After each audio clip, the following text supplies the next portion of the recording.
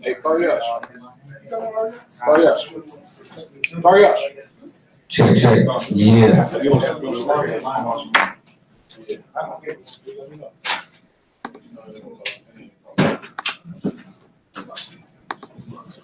Anybody at home watching, let me know if you can hear me loud and clear right now.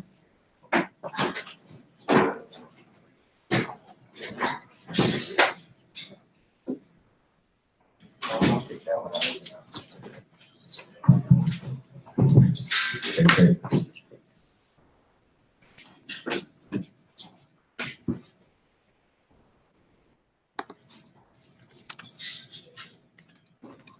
Also, if you're not authorized, you know what I'm saying, to do no filming, please don't do no filming. We're filming this, but if you're gonna film it, you gotta get it cleared, put it up. All right, pictures is fine, but as far as filming and all that, don't do that. That's why he already doing that. Up surround. All of the shot. You feel? Thank you.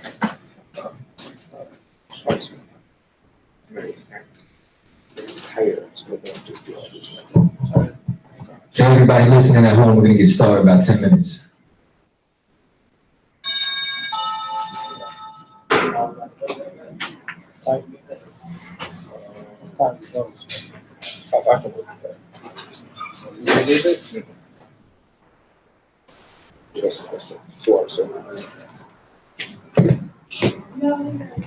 Slide.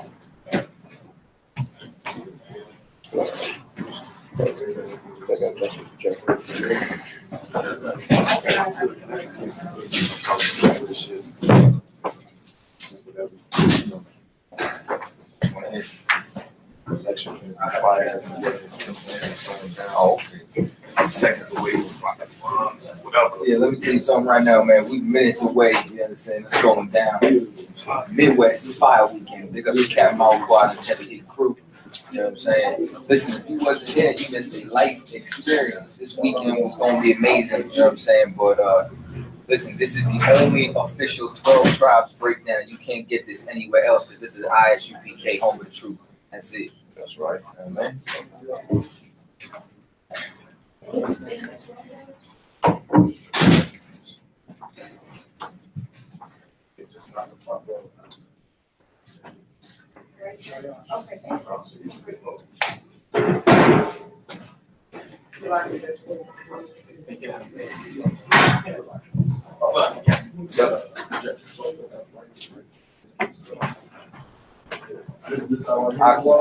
Y'all gotta pay attention to what y'all doing over here, all right? Gotta turn this off. I don't know how you did it. You might step on the plug or something. You know what I'm saying? Whatever this is plugged into, be careful, right? Now, why are you filming? This is just for all of it. No. I need you to focus on just this. All right? This is the only thing you focus on right now.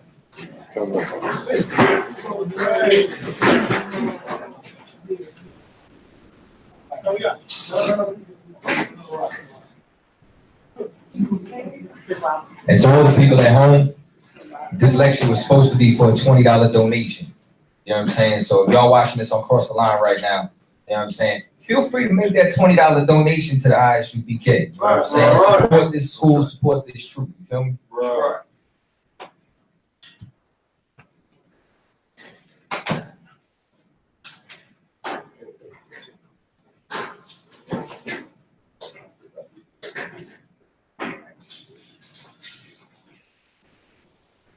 And if y'all listening at home, make sure y'all share this too everywhere.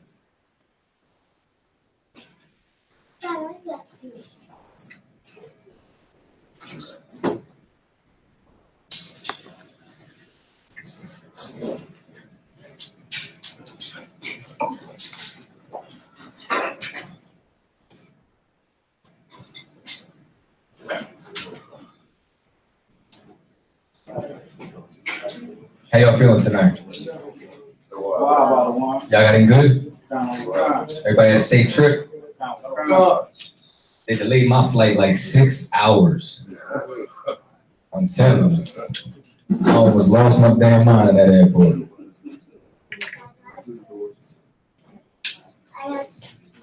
What's that?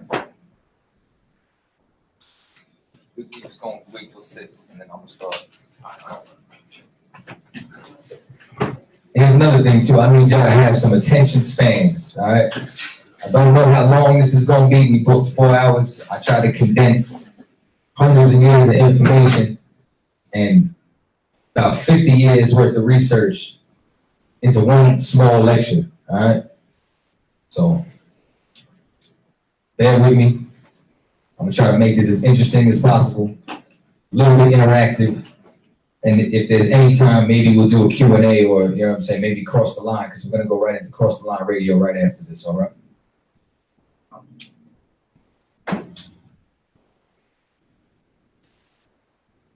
Hey, big ups to you, sis, for the donation.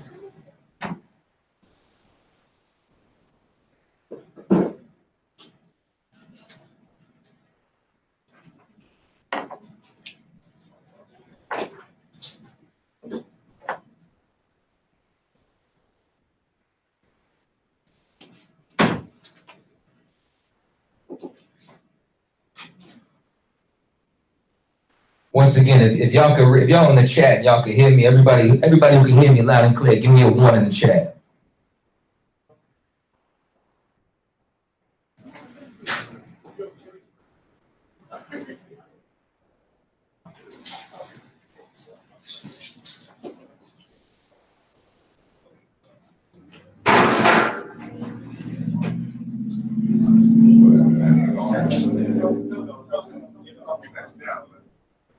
We getting 1s, Most High in Christ. We're gonna get this thing underway in a minute.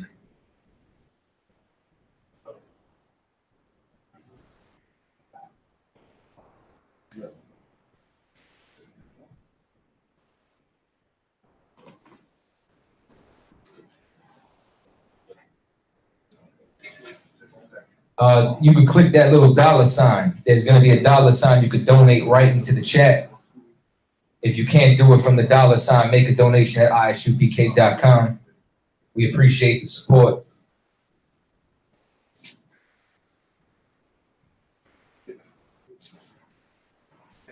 The lecture was supposed to be for a $20 donation. If y'all don't got it, do what you can.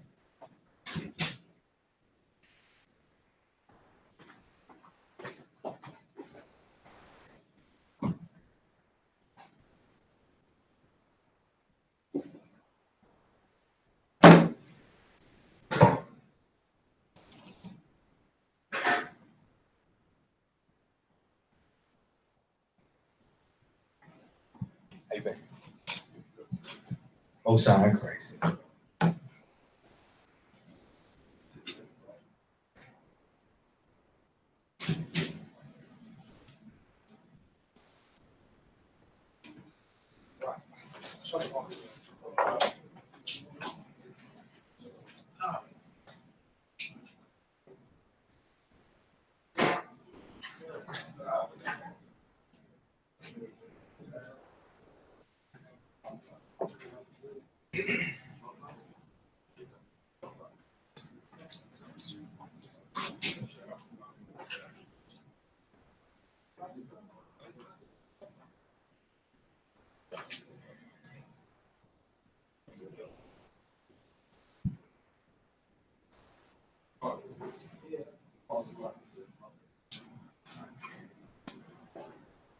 We're going to go ahead and get this thing underway.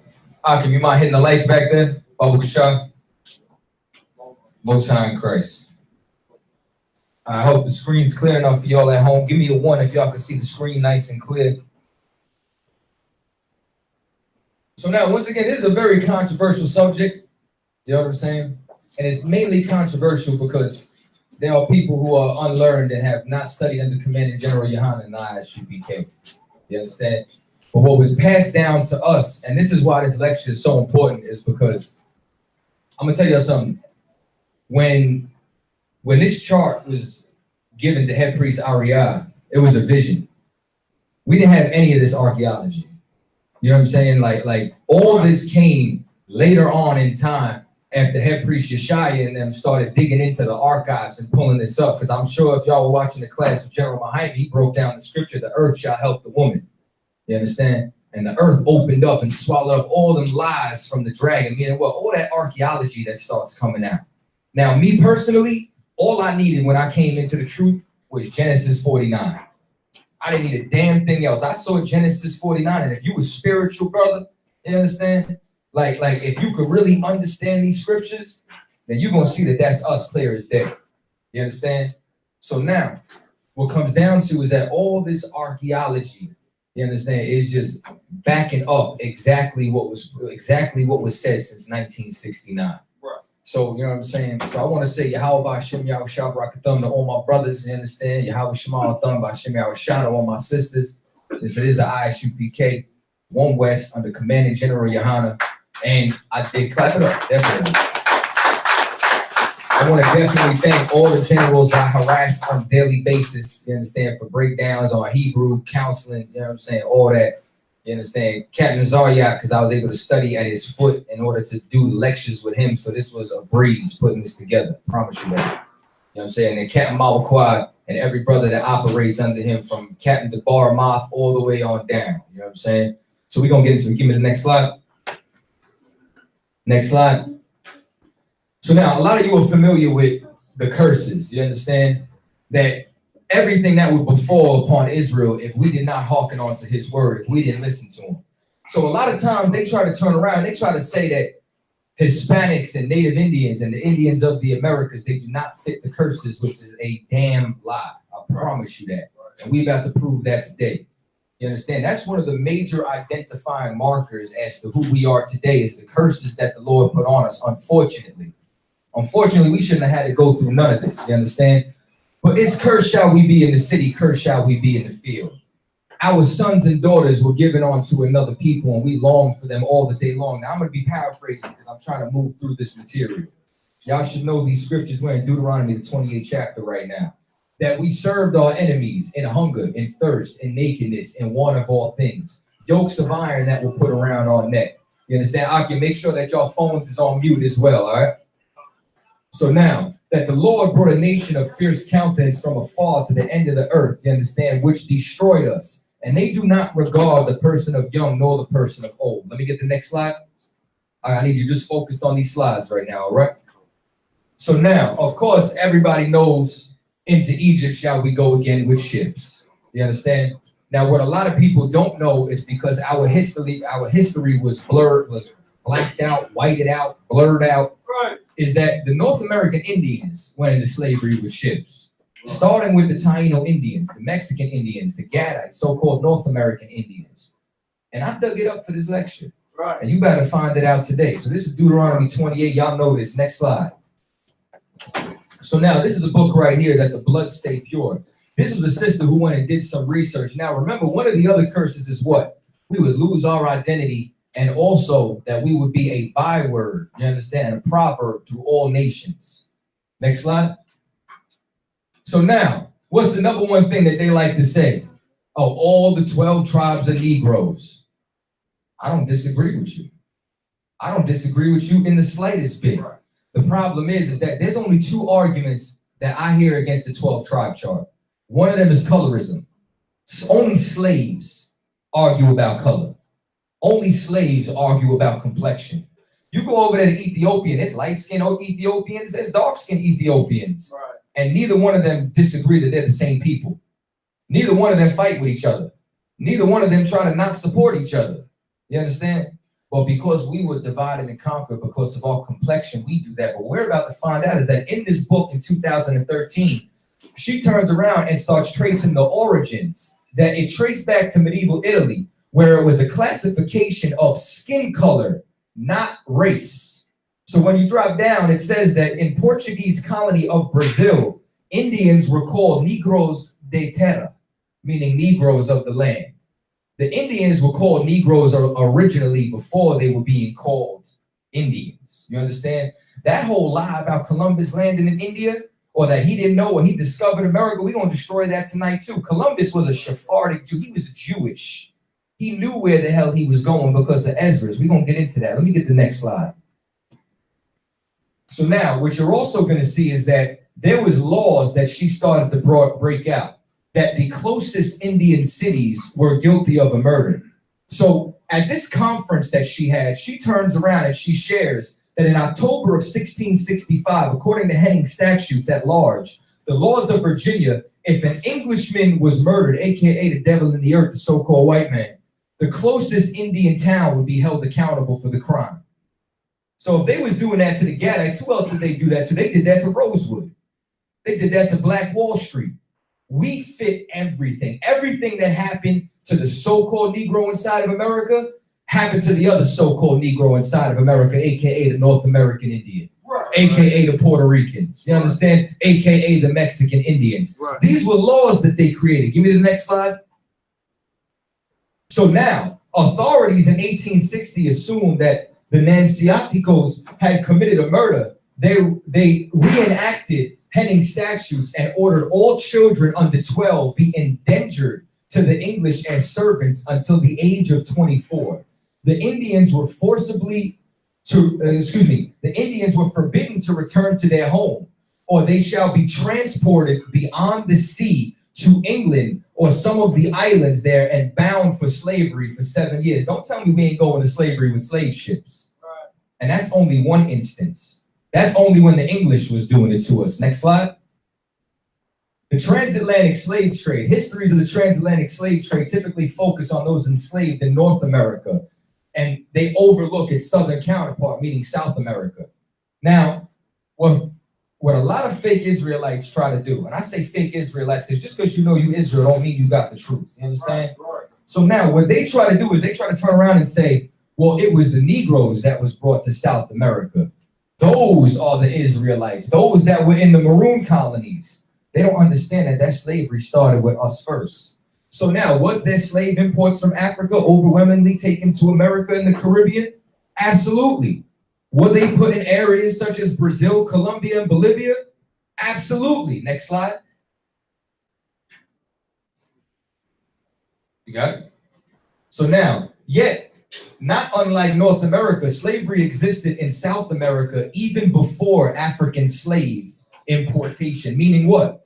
Slavery started in America with the North American Indians. It started in 1492 when Columbus sailed the ocean blue.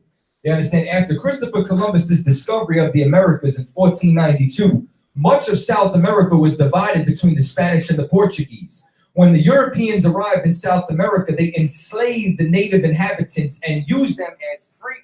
What happened here? I hear you. What happened to my speaker though? I hear you. Y'all hear me? No sweat. I think it might be this microphone. We got another microphone. The battery's dead in this. Let me see here. Boom. Take that. All right, here we go.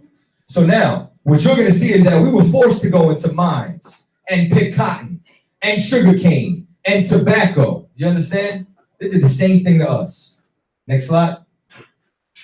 So now, we don't have certain depictions because there was no photographs. All we have is murals. But they have murals dating back from the 1500s, 1600s, all the way up into the 1900s, portraying what our slavery looked like, where we were lynched and we were hung. We were whipped. We were forced to convert to Christianity and forced to mine their gold for them. Next slide. The transatlantic slave trade. Native American slavery is a piece of history of slavery that has been glossed over. Let me tell you something, man. The United States right now is putting out textbooks that call the transatlantic slave trade the transatlantic migration. There's so much history that they're ashamed of or that they don't want people to know of because they want to seem as though this righteous nation that they don't tell you, you understand, but this professor did. This is from Linford D. Fisher, associate professor at Brown University. Between 1492 and 1880, between 2 and 5.5 million Native Americans were enslaved in the Americas, in addition to 12.5 million African slaves. Now, of course, when it says Africans, we're talking about Judah, Benjamin, and Levi. Now, when it talks about the Indians, it's talking about all the Indians in the Caribbean, Simeon, Manasseh, Ephraim, so on and so forth, all the way on down to Issachar, our brothers and sisters, you understand? So now, while natives had been forced into slavery and servitude as early as 1636, it was not until King Philip's War that natives were enslaved at large numbers. And then what did they start doing? During the English War, New England colonies routinely shipped Native American slaves to Barbados, Bermuda, Jamaica, Spain, Tangiers, North Africa. You understand? Africans were slave masters too, man. Stop trying to love them Hamites. You got a problem with that? Turn this lecture off right now. Walk out, do whatever you want. You understand? Next slide. And now, the reason why that's so important too is because, listen, they destroyed all of our people. They hid this history. Listen, we just gonna get into it. English authorities focused first on disarming natives, either by selling guns turned in by surrenderers or prohibiting them from bearing arms. That's the same thing that they did to Judah. You understand? They try to forbid us from bearing arms. You have a look at the major cities, right, that have the strictest gun laws. It's where the most Black and Hispanics is at, because they don't want to arm us, man. You understand? Well, that's the same thing that they did with Gad. So now it says, in addition, Native communities. Now, once again, I might be skipping over some information, but like I said, there's a lot of information. I'm trying to move through this right now. So I'm going to leave this up. If y'all at home, y'all want to pause the screen, y'all do all that. Y'all here reading it, go ahead and get down. All right. In addition, Native communities were asked to pay an annual tribute. You understand? So meaning they would tax us. They would pay tribute. They enslaved us in any single way imaginable and possible. And that's what the law said. The law said that they would lend to us and we would not lend to them. We'd have to go to them for want of all things. Next slide. So now the shadow of Native American enslavement in New England extends into the 18th century and beyond, Fisher says. There were no records of people petitioning for freedom in the 1740s who were the descendants of Native Americans first enslaved during King Philip's War. In the study, he writes, small legal loopholes and dishonest practices on the ground ensured in many cases limited term service continued into lifelong and even heritable slavery. This is what they did to us with Jim Crow. You understand? This is what they did to us in Reconstruction in the South with slavery. This is the 13th Amendment all over again. This is sharecropping. They found ways to create laws and different avenues in order to keep the Native Americans enslaved. So now it says, a law passed the same year by Rhode Island General Assembly seemed to surface to outlaw Indian slavery. But Fisher notes in practice that other laws ensured that Native surrenderers were disposed of for the benefit of the colony, man. They would murder us. They would enslave us. Read on. Excuse me, next slide. Fisher also argues that there was an ideological component to enslaving Native Americans among colonists. There was a presumption involving the innate inferiority of natives. This is the same thing they say about our brother Judah. You understand? They tried to make natives inside the Americas inferior the same way they try to say we're dumb, we're lazy, this, that, and the third. When realistically, the white man's inferior to us. What could he beat us at? Not a goddamn thing. You understand? Ain't a damn thing that he's better than us at. And now, this prejudice that they had, mind you, this is why they say that we would run around naked. This is why they try to say we didn't have no government structure or we were uncivilized, when you're about to find the complete opposite. Next slide. So now, this is also extremely important. This was an article that was put up. This is a brother who believed he was Hispanic. And the problem is that you got so many people who think that Hispanics, you understand, though the Hispanics rather that we speak about are the conquistadors. They think we're talking about the Europeans.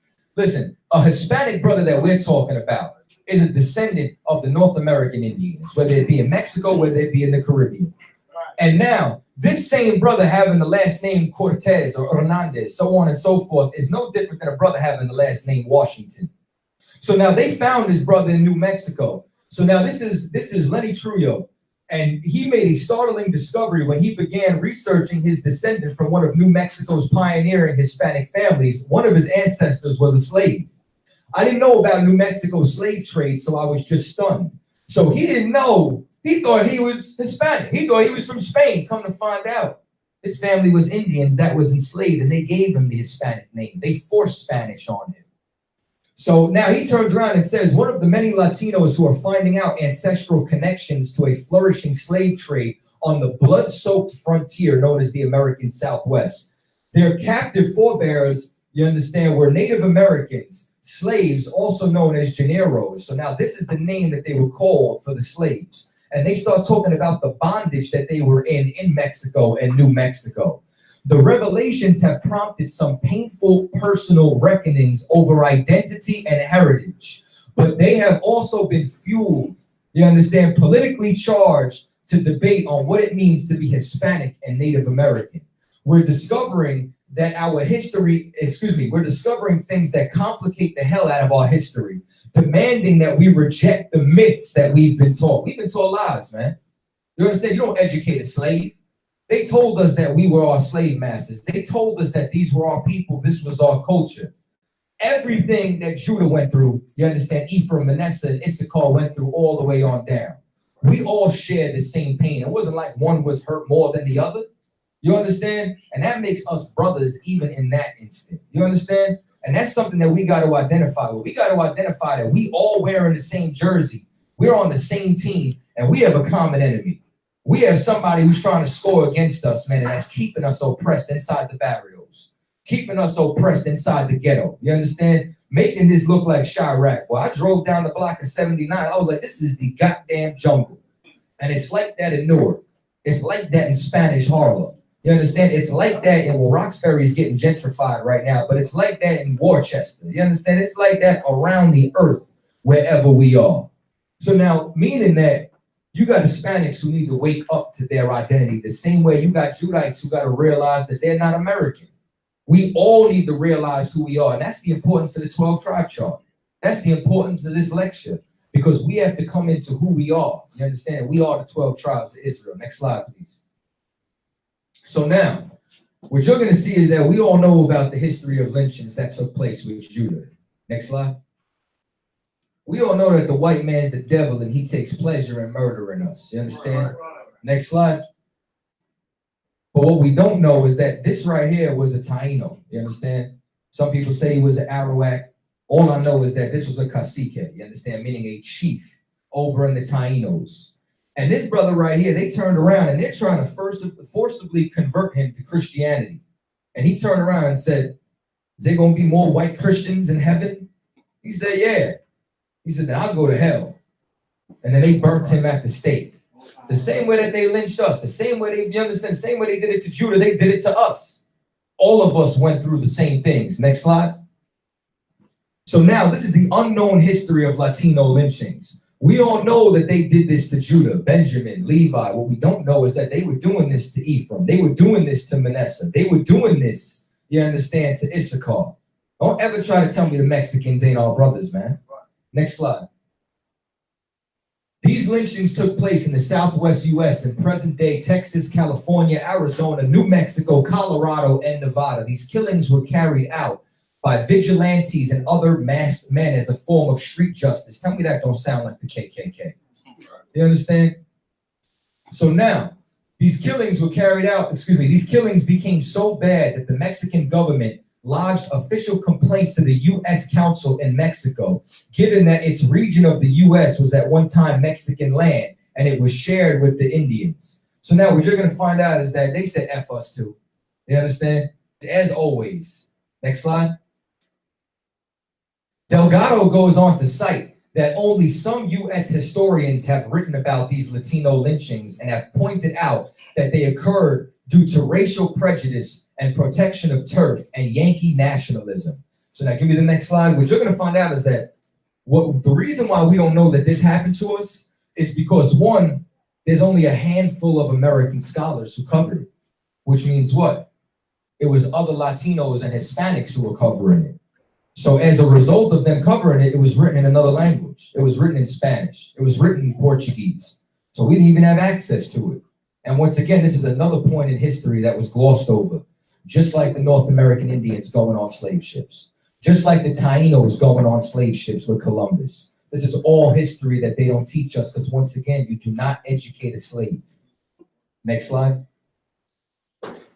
Further exploration reveals that these lynchings were not only edited and minimized outright, but were also ignored or misrepresented due to primary accounts in the community newspapers being written in Spanish.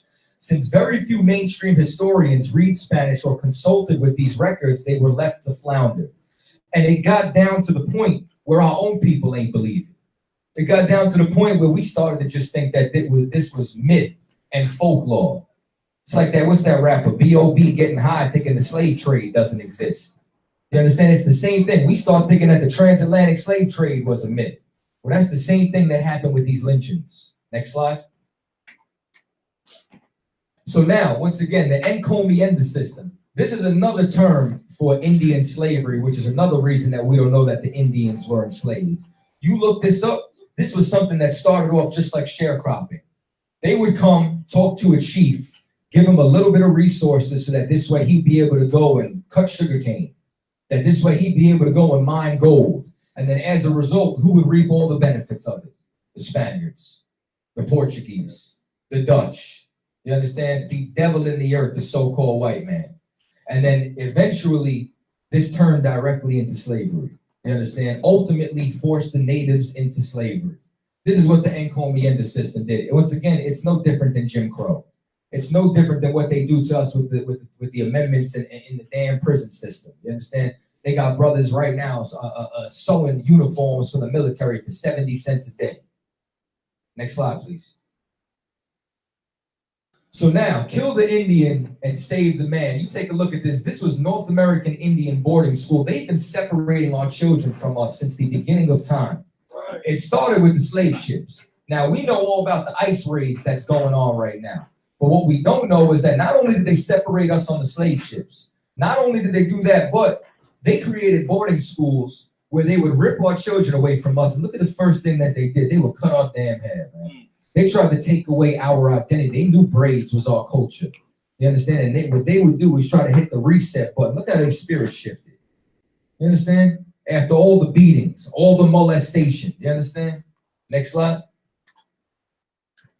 Over the next several decades, the Karzai served as a model for nearly 150 such schools that opened around, like the 1887 Dawes Act that relocated Native American land, or the Bureau of Indian Affairs 1902 haircut order specifying that men with long hair couldn't receive rations. What is rations? Your food, survival.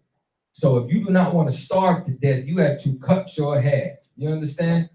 And once again, that's why what General Muhammad said is so important, man. Your hair is a declaration of your freedom, of your independence. You understand? Straight up and down. Captain, this is no shade at you and your new haircut. I want you to know. You know what I'm saying? You can get down however you want. You know what I'm saying? I'm just saying. I'm the boss, sir. The water for being a good sport, I'm going to get checked later. Let's go. I'm going to get a $50 fine in the mail. You understand? So now what this ended up being was forced assimilation, and they forced us to become more like them. Next slide. At boarding schools, staff forced indigenous students to cut their hair, use new Anglo-Saxon American names, and, they forbid children from speaking their native language and observing their religious and cultural practices. This is the same thing that they did to Judah. This is the same thing that they did to Christianity. They forced us to become Christians. They forced us to become just like them and assimilate, you understand? And this is what's crazy. And by removing them from their homes, the schools disrupted students' relationships with their families and other members of the tribe. Because once they came back home, they could no longer relate or identify with their people. And you know what? And that's the same danger that we have when we think that our children's going to get a better education in a private school system. That's right. We send them there or to a Catholic school, they make us shave our beard, and then what ends up happening? We end up hating, listen, that's trying to seek white love will make you hate black. You understand? So what will end up happening is that you get people who turn around and say, why do you talk white? You get people who turn around and they say, oh, you don't sound like us. And as a result, that's another way that they divide and conquer us. That's another way that we don't have unity amongst ourselves anymore. Next slide, please. Some students never made it home at all. You understand? Just like the what was it, 4,000, I think, kids that they misplaced. How many kids that are missing right now? Hispanic children that ICE took, that they have no idea where they are. Well, that's the same thing they do to us in foster care. That's the same thing that they did to us here.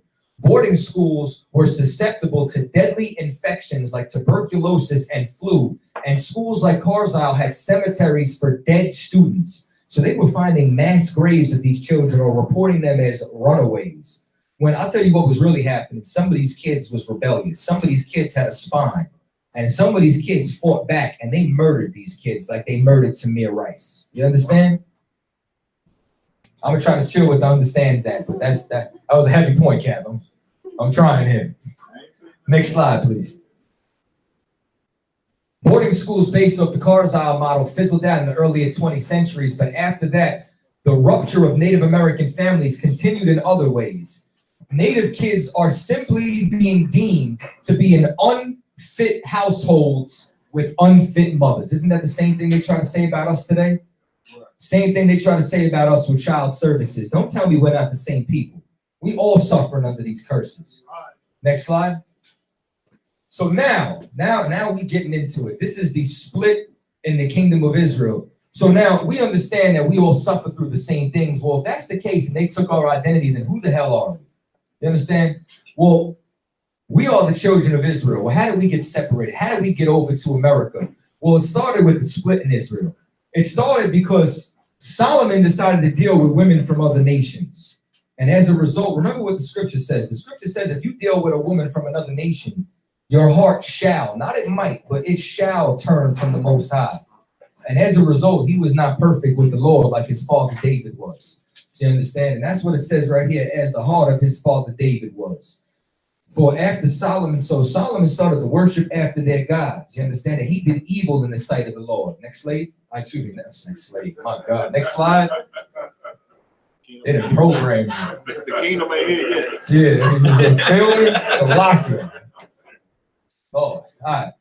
So now what happens is that he eventually gives the kingdom to Jeroboam. You understand? And takes 10 pieces, he says, for the northern kingdom. Meaning what?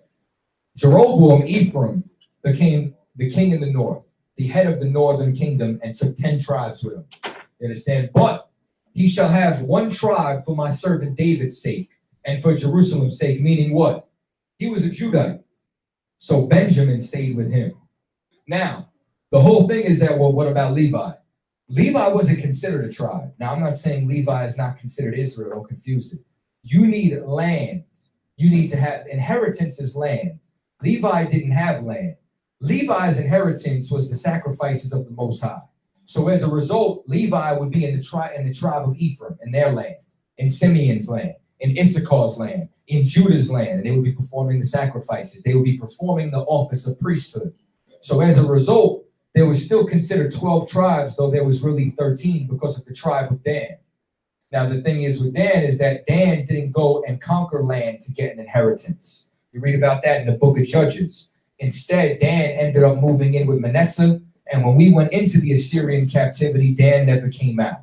So therefore, Levi ended up taking the place of Dan so that there's still 12 tribes. Next slide, please.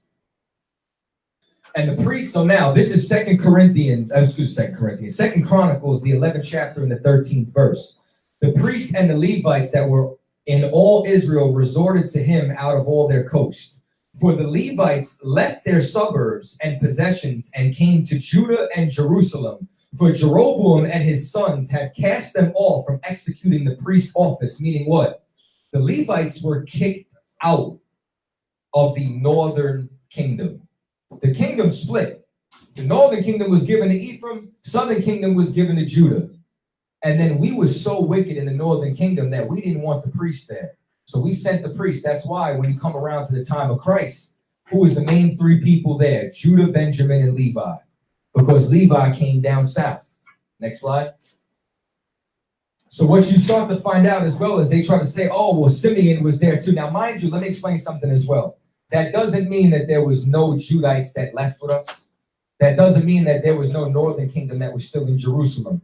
We're talking about the bulk of the populations. Just like if you go to Miami, you got little Haiti, you got little Havana, you got little Jamaica. That doesn't mean that there's not other tribes there. It's just talking about the bulk of the people who live there. When you read in the scriptures, you find out about Anna the prophetess in the New Testament, who was an Asherite. Well, we're talking about the bulk of the populations. The problem is people are too literal. They try reading this book through the eyes of the devil, man. And as a result, they don't understand it.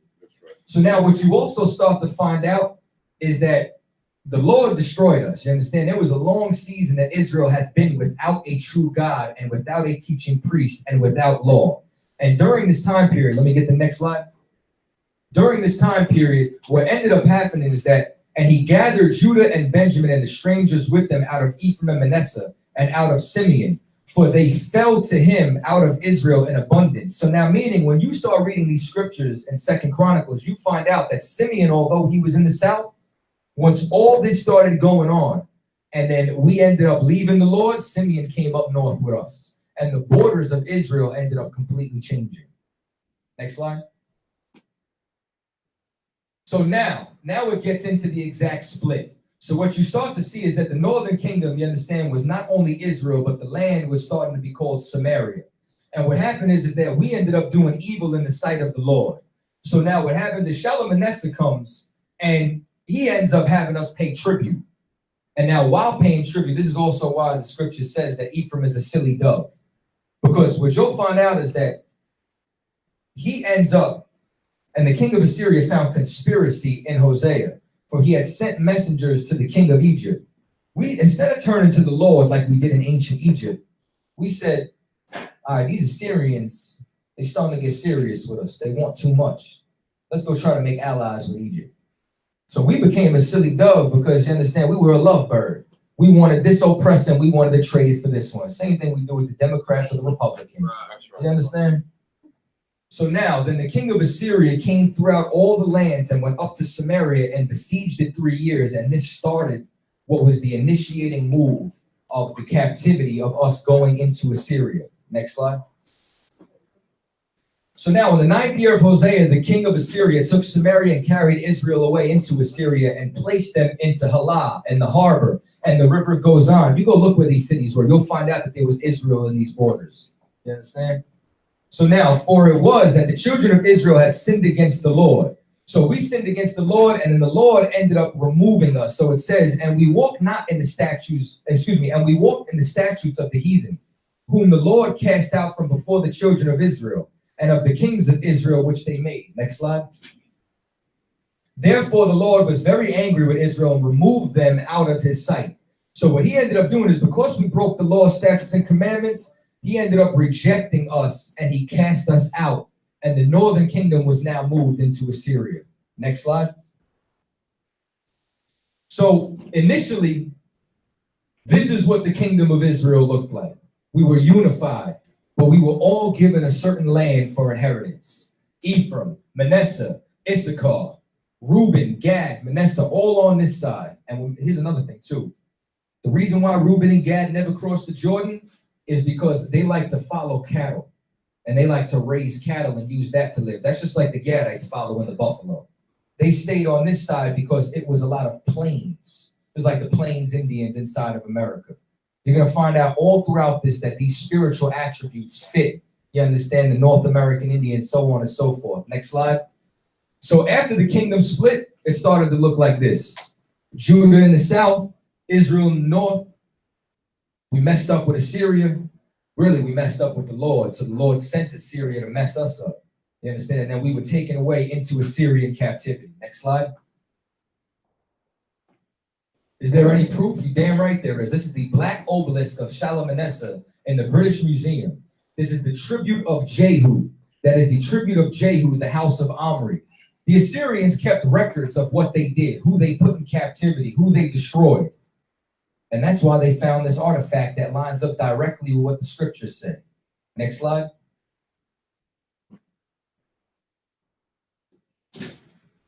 So now, accompanied by 4 attendants, King Shalmaneser stands beneath the parasol with Jehu bowing down. This is how disgraceful it is, man. Our king had to bow down to a damn heathen, man.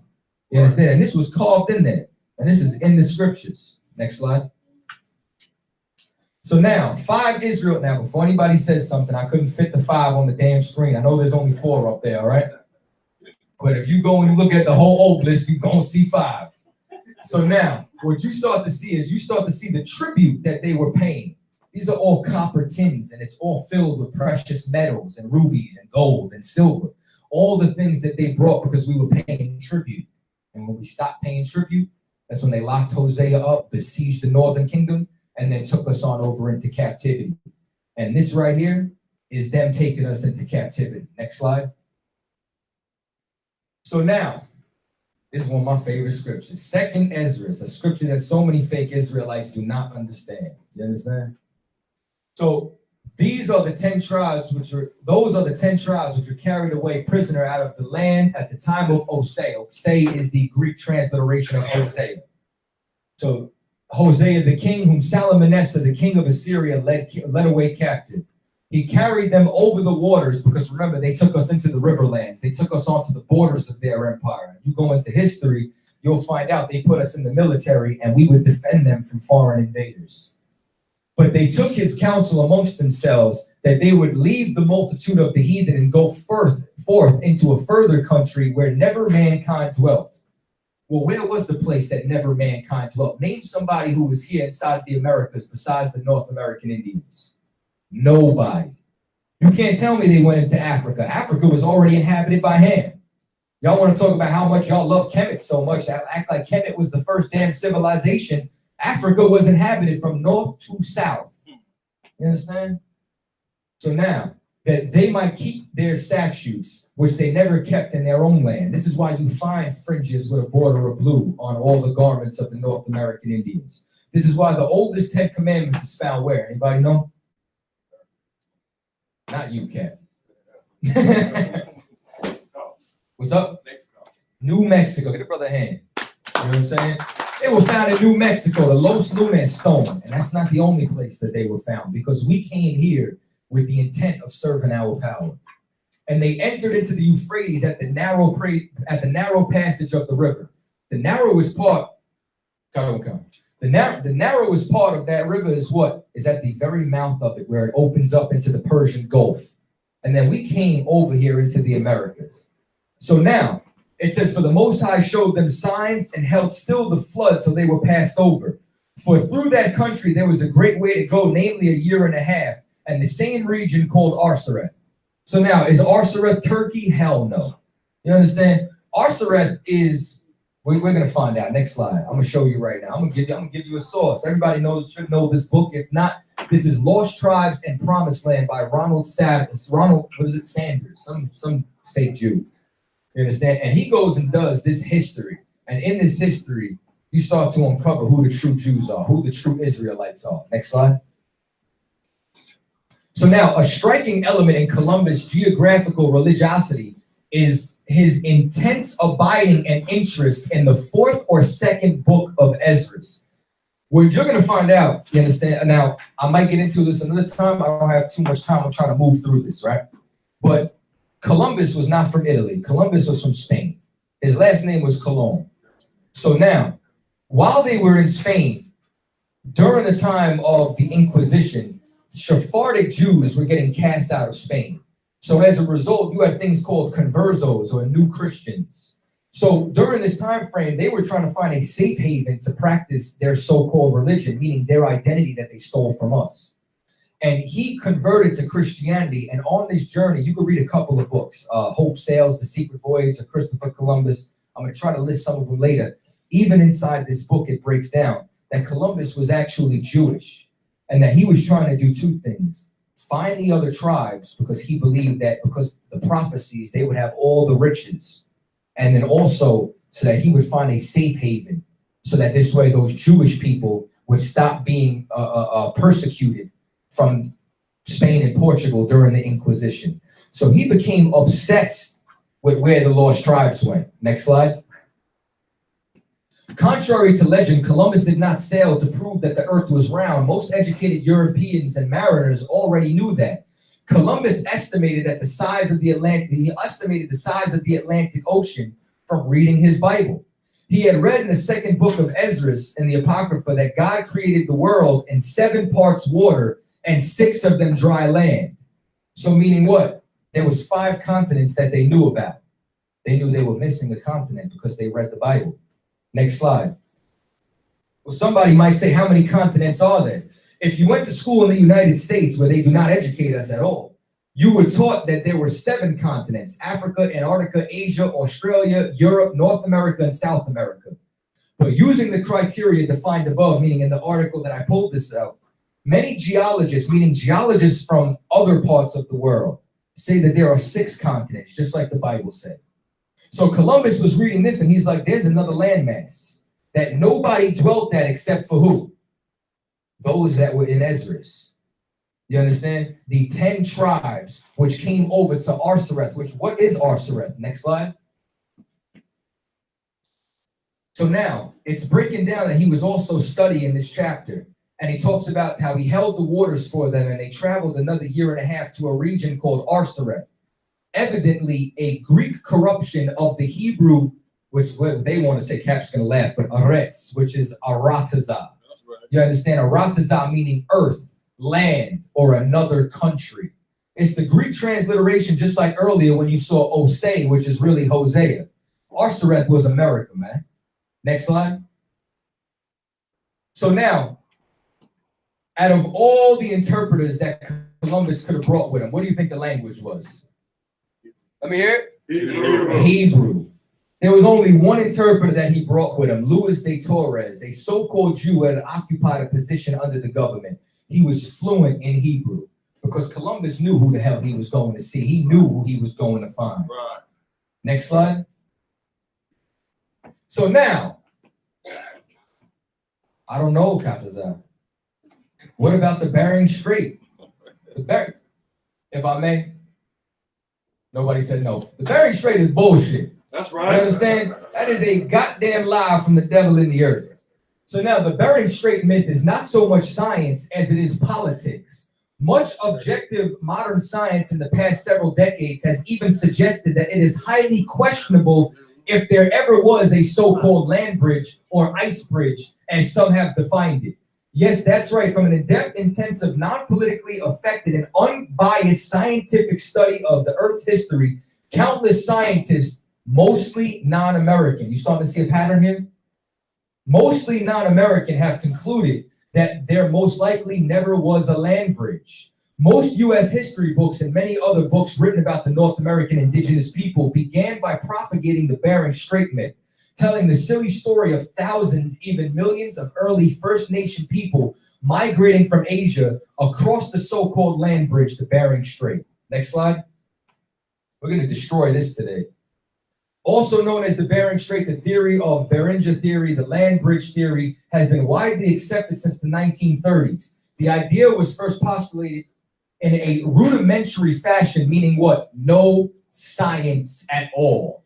This was a theory, a thought, which was by who? A Jesuit. You know anything about the Jesuits? Their whole job is to distort the truth. You understand? Like Commander General YAHANNA said it best. If the Catholic Church is the American government, then the Jesuits are their CIA. They infiltrate organizations in order to make them what? Start teaching Immaculate Conception. Start getting closer to the Catholic doctrine. Because they realize it don't matter if you're directly aligned with us as long as you're teaching what we teach. So Jose de Acosta was one of these people who came over in 1590 and he created this theory. And as a result, everybody started to run with it. Next slide. This book right here used to be $30. It's $800 now, ever since we did breakdowns on it. That's why if y'all want to know why I'm not putting the book listing out yet, or the complete book listing, it's because I want y'all to be able to get these books before they raise the prices. So after this lecture, I'm going to be sending out the book list. Get what you can, because I guarantee you they're all going to be skyrocketing on Amazon. So now, this is Unexpected Faces Inside of Ancient America. And what you're going to find out is that he did a history and said that without a doubt, we had to have come across the Atlantic. There's no way that we didn't sail. There's no way that we came from Siberia. Next slide. Looking carefully at all the faces on the poster, one begins to wonder if the ancestors who produced this extreme variety of racial types could really have been channeled exclusively through the gateways of Siberia and Alaska. The New World, there came a moment where I felt almost like a child who finds out that Santa Claus is not real, and that the simplistic explanation of the Bering Strait alone would not be the ultimate solution of the complicated problem of America's ancient population and history. I am not the only one to have suspicions about the Bering Strait theory. Charles Bennett, anybody saying something? What's up? Y'all good? No sweat. So now, he wrote a book called The Mysteries from the Forgotten World and gives a summary on what's now being discussed and investigated and disputed amongst the ancient American history. In chapter 8, he says, most anthropologists accept the theory that the ancestors of the American Indians once walked from Siberia over the frozen Bering Strait and eventually populated the Americas from Alaska to the southern tip of Tierra del Fuego. With the wild tribes and civilized empires and nations found in America and the first European explorers. Everyone seems to believe this except the Indians themselves. Past and present, who have conserved oral, written, and pictorial traditions of their province, practically none of which have to do with Siberia, meaning none of them do. To this statement, one should add the prudent myths of pre-Columbian America by Donald A. Mackenzie, written about 50 years ago, and now difficult to find, just like all the books, just like they removed the pages of 13 Tribes. They keep removing this information so we get stuck with their propaganda and their theories. So now, longer the story short, when they turn around and say a lot about the oral traditions and pictorial traditions of the Native Americans, both authors seem to believe that the Indians are not as quite ignorant concerning their history as some people seem to presume, and that the modern white man is not necessarily always right about the ancient past of America. Because once again, you're smarter than the white man. The white man is the devil that the Bible speaks of. Right. And they covered up this history. Next slide. So now, the professionals tend to be indoctrinated along the lines of accepted opinion, and they better had be if they desire smooth careers. I remember meeting the czar of Amerindian ethnology at the Smithsonian. I want y'all to embed this word into your brain right now, the Bureau of Ethnology, because I'm going to revisit this later. So now, in this Bureau of Ethnology, you understand, Alex Hildrecker, when I was very young in those days, anyone who challenged his thesis at all, that the Indians had come across the Bering Strait, would find it difficult to get a job anywhere in that field. Hildrecker is dead, but his intellectual tyranny has not yet expired. This was not based on science when they discovered it. It was a goddamn lie made by a Jesuit because of manifest destiny. If they were to turn around and prove that the North American Indians came from a civilization such as, oh, say, the Jews, someone you'd have to respect, they wouldn't have been able to take the land. Right. So what they did was they made sure that they indoctrinated anybody to keep pushing this theory. And you're going to find out later why, to this day, they will not admit that we are the 12 tribes of Israel. But they made it an indoctrinated event so that you cannot teach this inside anywhere. So that's why people say, oh, well, I can't find the source. You can't find the source because they won't let you find the source. Right. Next slide. Native Americans have denied the Bering Strait theory, which is what we went over. The politicians also stated that it was America's manifest destiny to expand westward across the North American continent, bringing democratic ideals to less enlightened peoples. Once again, it was propaganda because remember what I said earlier, they thought we were savages. They turned around and it was all their prejudice that they wrote about. Next slide. Need you to stay locked in. I know you're trying to focus on the information. Stay with me, brother. You're doing a good job, though. So now we're about to get, this is one of the authors, you understand? This is James Adair. James Adair lived amongst the North American Indians, and he's arguably the most significant 18th century worker on the Southeastern Indians. The History of the American Indians, published in London in 1775. So now he starts talking about his first-hand observations derived from his 40 years career as a deerskin trader amongst the North American Indians. So now what he turned around and said is that the Indians are of Hebrew descent, the lost tribes of Israel. And the reason why he did this is because he started studying how they lived. He wasn't trying to enslave them. He was just trying to get to know them. And upon getting to know them, he said, yo, they're following Levitical law. Next slide. Some have supposed for the Americans to be descended from the Chinese. They try saying we're Mongoloids. And even if you try saying we're a Mongoloid, you're whitewashed. That comes from Johann Blumenbacher. He said that everybody comes from 3 different races, Mongoloid, Negroid, and Caucasoid. The Bible said we come from Shem, Ham, and Japheth. What are you smoking? You understand? There's something wrong with you. So now, neither their religion, laws, or customs agree in the least with those that of the Chinese, which sufficiently prove they are not of that line. So now he starts going into how all these different ships that the Chinese had. They couldn't even sail over here. Next slide. So now, what he starts breaking down is that their ceremonies, their customs, we couldn't have come from Scythia. We couldn't have come from Siberia. None of our customs match with any of them. Next slide. But there's something very interesting that he puts 2 and 2 together. So he starts saying that when you start to look at all the different settlements from Peru and Mexico, several of the Indian nations assure us they crossed the Mississippi before they made their present northern settlements, which connected with the former arguments will sufficiently explode that weak opinion that the Aborigines are descended from the Tartars or ancient Scythians, meaning what? Go take a look at all the pyramids, all the major, you understand, look at the Aztecs, look at the Incas, look at the Mayas. Where's all their civilizations located? South America. So why is it that they would start in Alaska, decide to say F the rest of the land, move all the way down to South America, and then start building pyramids in their civilization? No. Their migration started south. They moved north and then crossed the Mississippi. So meaning what? They came from the southeast. They didn't come from the northwest. So what does that mean? You can get that Bering Strait theory out of here. You understand? We crossed the Atlantic because we are the lost tribes that it was talking about in Ezra's. Next slide. So now, but history and the origin of tribes, this is in James Adir's book on page 72. It says, but history and the origin of tribes and nations have hitherto been covered with a great deal of obscurity. Some ancient historians were ignorant, others prejudiced. Some searchers into antiquities adopted the traditional tales of their predecessors, and others looking with contempt on the origin of the tribes and societies altogether exploded them without investigation. So when you start hearing that we were cannibals, when you start hearing that we were savages, it was the propaganda that they put based on the prejudice of the people who came here and didn't give a damn about really studying us. So you got to be careful, because anyone in history has an agenda. You have somebody who has an agenda who says what? The transatlantic slave trade happened. Then you have America's agenda, which is what? Trying to cover up their ugly history, saying it was the transatlantic migration. Well, that's the same thing with the North American Indians. Next slide. Yeah, now we in it. Now we at the chart. You understand? That was just the introduction. The lecture has officially started, all right?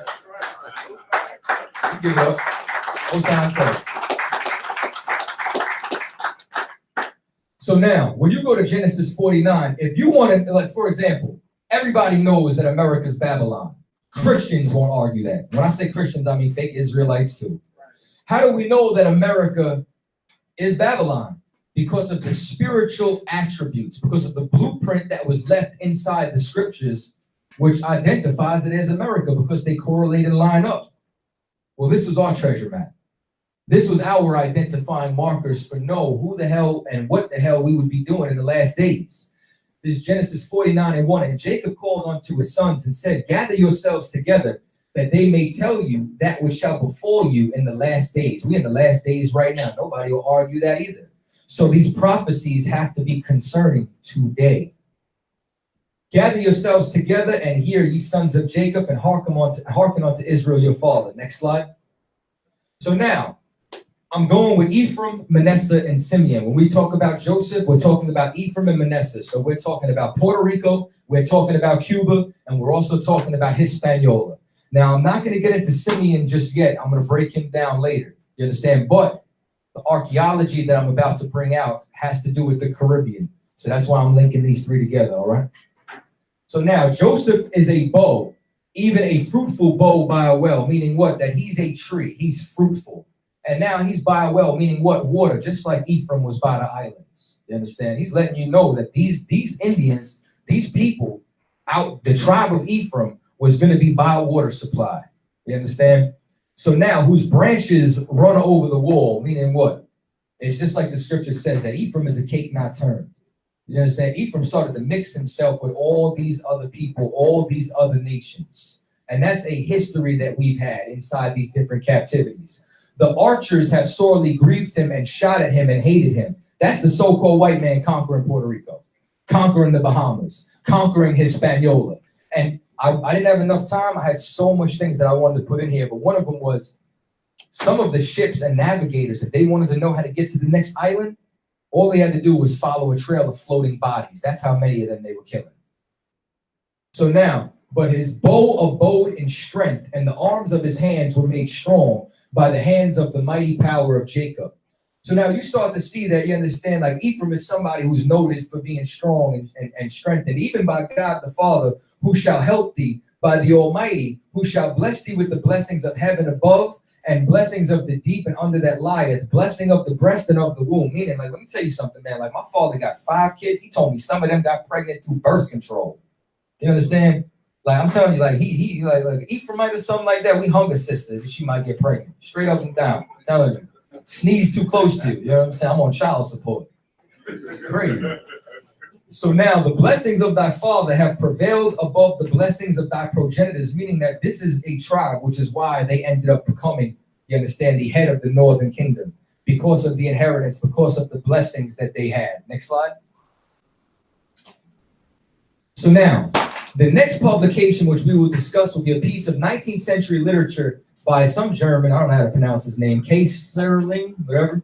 So his work primarily deals with the contributions of the Jews to the voyages of Christopher Columbus. So it starts talking about the Caribbean. And what he finds out is that the Indians of the Americas are the lost tribes of Israel.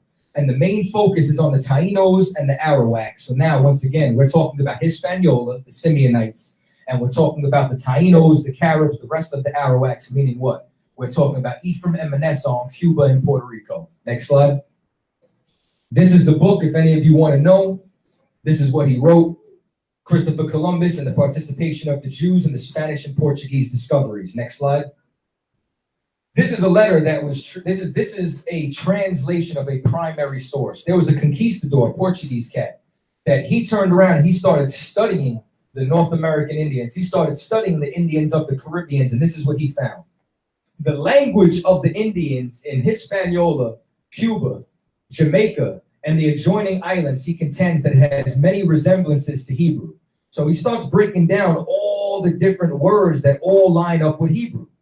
So their rites and ceremonies, as well as their language, form one of the main arguments in favor of this theory of descent. Circumcision prevailed among the Indians. They often bathed in rivers because we invented cleanliness. You understand? Like, next slide. And streams. They refrained from touching the dead because you would have to be quarantined then. You came around the dead, you were unclean for 7 days. And from tasting blood. They had definite fast days, meaning what? The Day of Atonement. Marriage with sister-in-laws was permitted if they were childless widows. Right there, that's the law of the kinsman. Wives were discarded for new helpmates because, once again, the law of Moses said that you were able to divorce. They also sacrificed first fruits on high mountains and under shady trees. They had temples and carried a holy ark before them in a time of war. They were also, like the 10 tribes, inclined to idol worship because, once again, that's why the white man came over and destroyed us. But we still had traces of our culture. Next slide. This right here, Los Indios de las Indias Islas son Hebreos. The Indians of the islands are Hebrews. What we just read was the translated version of this letter. Next slide. A Portuguese marino, Villafort, who, strange to say, had called himself Montesinos and afterwards assumed the name Aaron Levi, informed Manasseh that he had mingled in South America with Jews of the 10 tribes. Why is this so important? Remember this later. Remember, he was in South America. Next slide. This is from Lost Tribes and Promised Land. The woman got off and spoke to Francisco in an Indian tongue. So this is Montesinos with this cat, Francisco, and they were in Quito, Peru. While they were in Quito, Peru, this is what happened. It says that they spoke in a language he could not understand. Blase, blase. Upon hearing the words, they rose. They went over to Montesinos and heard his utter astonishment. Shema Yasha'Allah Yahweh Lahayana wa Yahweh Akkad. Hear, O Israel, the Lord our God, the Lord is one. They had recited in Hebrew the fundamental credo of Judaism. A brief conversation then ensued in their common ancestral tongue, according to Montesinos, whose fluency in it is almost as perplexing to the reader of his narrative as that of his 3 mysteries to his companions. They told him that they themselves were of the tribe of Reuben and that the tribe of Joseph lived on islands nearby. So now who was this tribe of Joseph that lived on islands nearby? This was Ephraim and Manasseh inside the same islands where they were sacrificing first fruits on the mountains, circumcising their young, keeping the laws, statutes, and commandments that they knew about still at this time. Next slide. Oh yeah, now it gets deep. Llegó una ondulación en el terreno donde estaban las piedras y empezó a He's talking about these stones, these rocks. Yeah? poco a poco y las estudió y en un principio pues él pensó que la escritura que tenían representada era escritura hebreo caldaica. Hebreo. These characters are Hebrew. Eso tenía relación con las tribus perdidas de Israel. Al ser esto, and it says that they have the 10 tribes of Israel. Algunos arqueólogos plantearon que el padre falsificó las piezas y pues poco a poco en un origen las piezas eran 800. Take a look at all those stones. Y se fue desmembrando la colección y hoy día pues nos queda aquí en Puerto Rico aproximadamente. These stones are known as the stones of Father Nazario. They were passed down by one of the chiefs all throughout his generations, and the chief's daughter went and passed these over, you understand, to this cat called Father Nazario. For years, they knew about these stones. Then somebody turned around and said, yo, these stones have Hebrew on them. And they started to translate the stones. Not only did it say that they crossed the Atlantic, but it had the names of the 10 tribes of Israel who left the captivity of Assyria. This was found inside Puerto Rico. There was hundreds of these stones. And what happened is that they had to fight with the government even to keep them. The majority of these interviews were in Spanish, except for maybe one or two. Give me the next slide. I want y'all to see this video right here.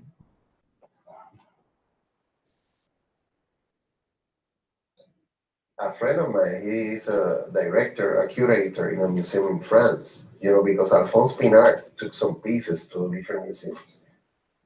And I said, man, you know, are these pieces there? He says, man, yeah, they're here, right? And in France, he found like 38 artifacts that the father had given to the priest.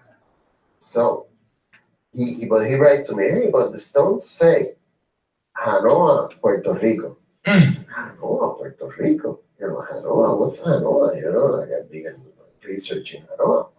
And I've been looking at historical documents, everything, right? And so I began saying, well, Hanoa, put it on the internet, you know. So Hanoa. Pause this real quick. It's a territory. You know, where on these stones, right? There were certain stones that were sent to France. They start studying them. They find Hanoa, Puerto Rico. So he starts looking through every ancient manifest he can find to try to find Hanoa in Puerto Rico. Can't find it. So now, where do you think the only place Hanoa existed in the world? Hit play. Tribe of Ephraim was located. And so give me the next slide. Hanoa, a place named on the eastern boundary of Ephraim, meaning that this was in the land of the northern kingdom. So the sons of Joseph were on islands nearby South America, the Caribbean, where they found Hebrew stones with Hanoa carved into them. Don't tell me the 12 tribe chart ain't accurate. This is the goddamn tribe of Ephraim. I don't know what the hell you're talking about. But now, this came out in 2017. Ariana knew this in the 70s. You understand? In the late 60s. Since 1969, we knew this. And y'all want to talk about, oh, it was a vision. Man, fuck you. Excuse me. You understand? Salakia. So I'm sorry. I apologize. But the point being is that y'all cannot come against this, man. You understand? Like, this I.S.U.P.K is the home of the truth. Next slide. So now this is the Aborigines of Puerto Rico and the neighboring islands. Now, mind you, in the very beginning of this book, it says that whatever is true for this is also true for Hispaniola. So now, once again, all this has to do with Simeon as well. Whatever you start to prove for the Puerto Ricans is what you can prove for the Cubans, is what you can also prove for Hispaniola. Next slide. So now what you start to find out is that I'm gonna just fast forward straight to the point. This is basically about how we had multiple wives. I mean, you want me to skip over that? I don't think you do. Thought so. So comparatively, little is known about the marriage customs of the native Aboriginal of Puerto Rico, and it is commonly stated that wives were treated as slaves. Now, why did I say this? Because that's exactly what they try to say about us today. Because as soon as the white man sees that a woman is cooking and cleaning, you understand, for her husband, she's a slave now. You understand? The white man is the devil trying to break up our families. You understand? There is every reason to believe that the caciques were polygamous, meaning that they had more than one wife. That's a part of our culture. That is so wild. The great men recorded, so he starts talking more about that. So now Lacasas mentions that the betrothals of the caciques would-be husband would send his principal man to the maid's father, meaning that he would send his servant to the woman's father. So now, what you start to find out is that they would turn around and they would pay dowries for the bride. So they would turn around and he'd be like, yo, this is your daughter. I want to marry her. And then he would turn around and give him something for him. And then they drop down. And it says that this is directly connected as becoming of the servants of her father as Jacob served Laban for Rachel and Leah. You can go and you can find every single one of our customs, culture, all throughout all of the culture of the North American Indians. Next slide. So now, traces of Phoenician. When you see Phoenician, this is talking about ancient Hebrew. Traces of Phoenician involvement in the Caribbean go beyond Cuba, meaning they found Hebrew in Cuba, appearing in the strange bearded petroglyphs of the islands of Hispaniola and Puerto Rico. Next slide. So what you start to find out is also the strange headpieces that they found, meaning that they called this a turban. So what the hell was a mitre or a turban doing carved into a rock inside of Puerto Rico? Next slide. Also, the same way that they had these, they try to say, oh, Indians can't grow beards, this and that. We started carving what the hell we can do and what we couldn't do inside these walls. This is important. We're going to save this for later. Next slide. Next slide. Zebulon, Guatemala to Panama.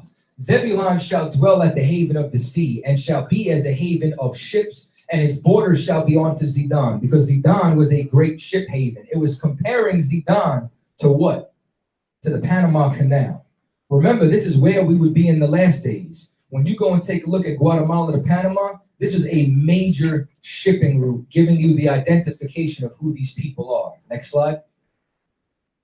So now, on a journey of investigation to Central America, I had an interesting experience in Honduras, the country which the incredible archaeological monuments of Copan are located at. So now this is all of pre-Columbian humanity. I would discover the works of Greek scholar George, I cannot pronounce that, Moldavia, and it says a member of his various scientific societies on the island. So now he starts going in and talking about the book that he wrote from Honduras, and he wrote a book in 1962 after he left Honduras in Nicaragua. Under the auspices of First International Conference, Caribbean archaeologists called Los Israelites and America de Pre-Columbia, meaning what? Israelites in pre-Columbian America. He started to go and he started to study the linguistics, and the linguistics, meaning the language of the Indians in Nicaragua, in Honduras, which all of this is in the territory that we say Zebulon is in. And it says that it was Hebrew. This is the language that they were speaking, just like they were speaking inside the Caribbean. Next slide. Oviedo says that the Indians of Nicaragua refrained from all work on the days dedicated to religious festivals. Meaning what? When we would have the Passover, when we would have those days of atonement, those were high holy days. And it says, and the same custom existed among the Peruvians. Why am I mentioning the Peruvians? Because once again, if you prove it for Puerto Rico, you prove it for Hispaniola. Well, if you prove it for Nicaragua, you prove it for South America. You prove it for South America, you prove it for Central America. You're going to find out that all these different tribes all had the same customs.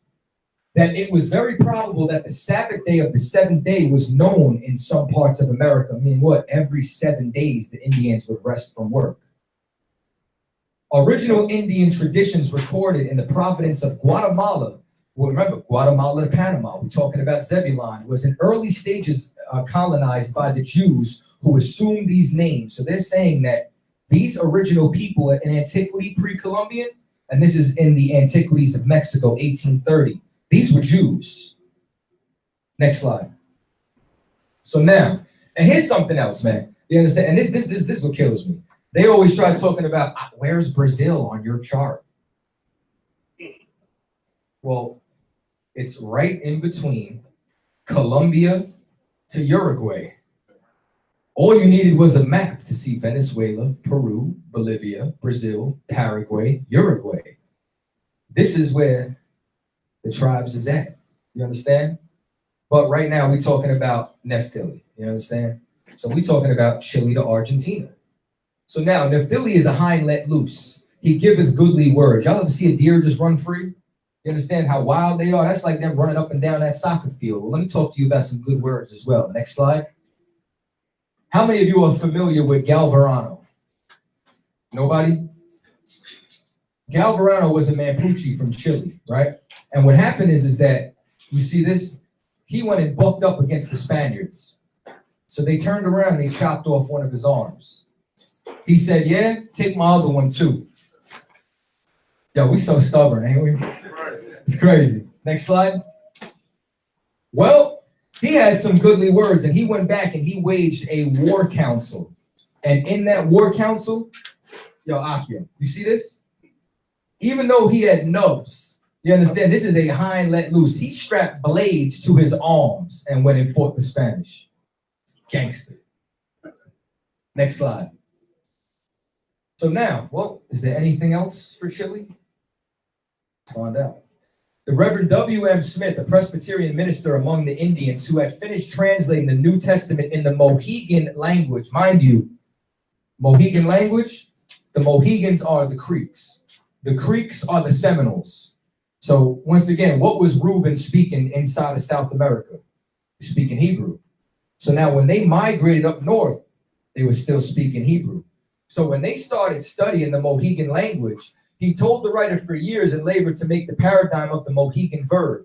At length, it struck me that it was cast in the Hebrew mold. And I made this one, which I will show you.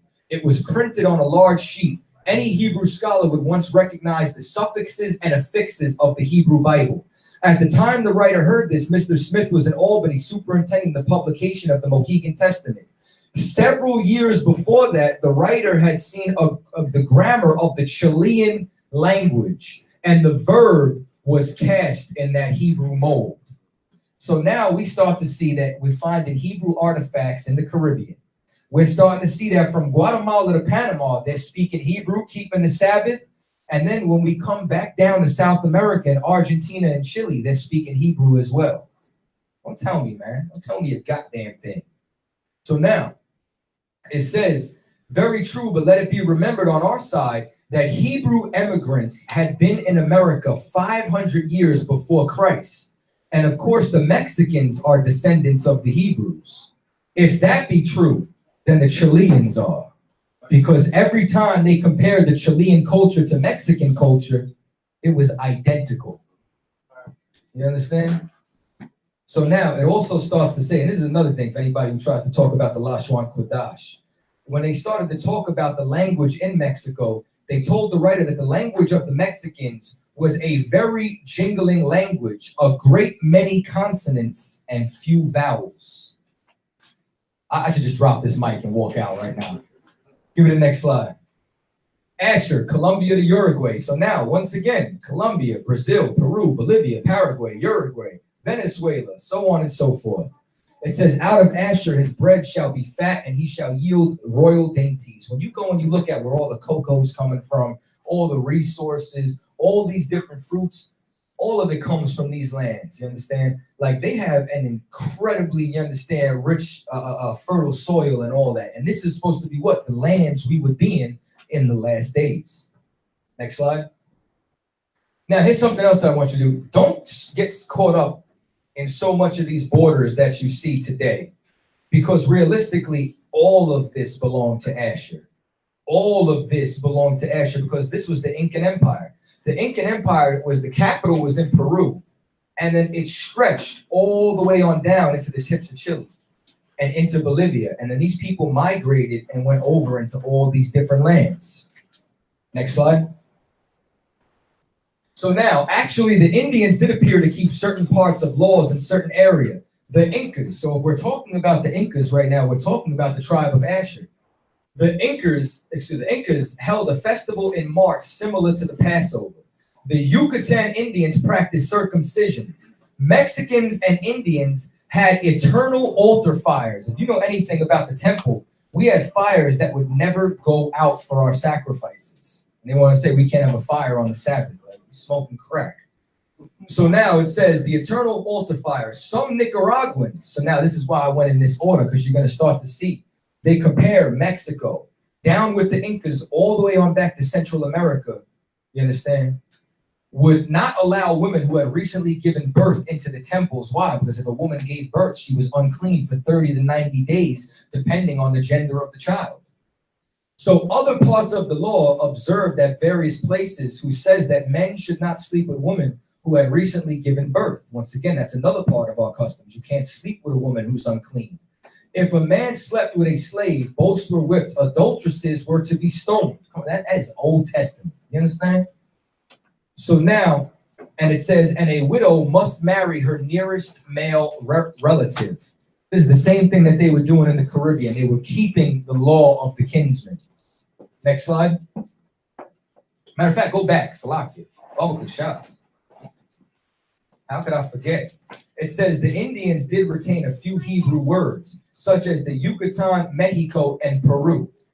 When you go and you look, this is all bastardizations of what the Spanish would call it. Just like, for example, aparia. Paria is fruitful.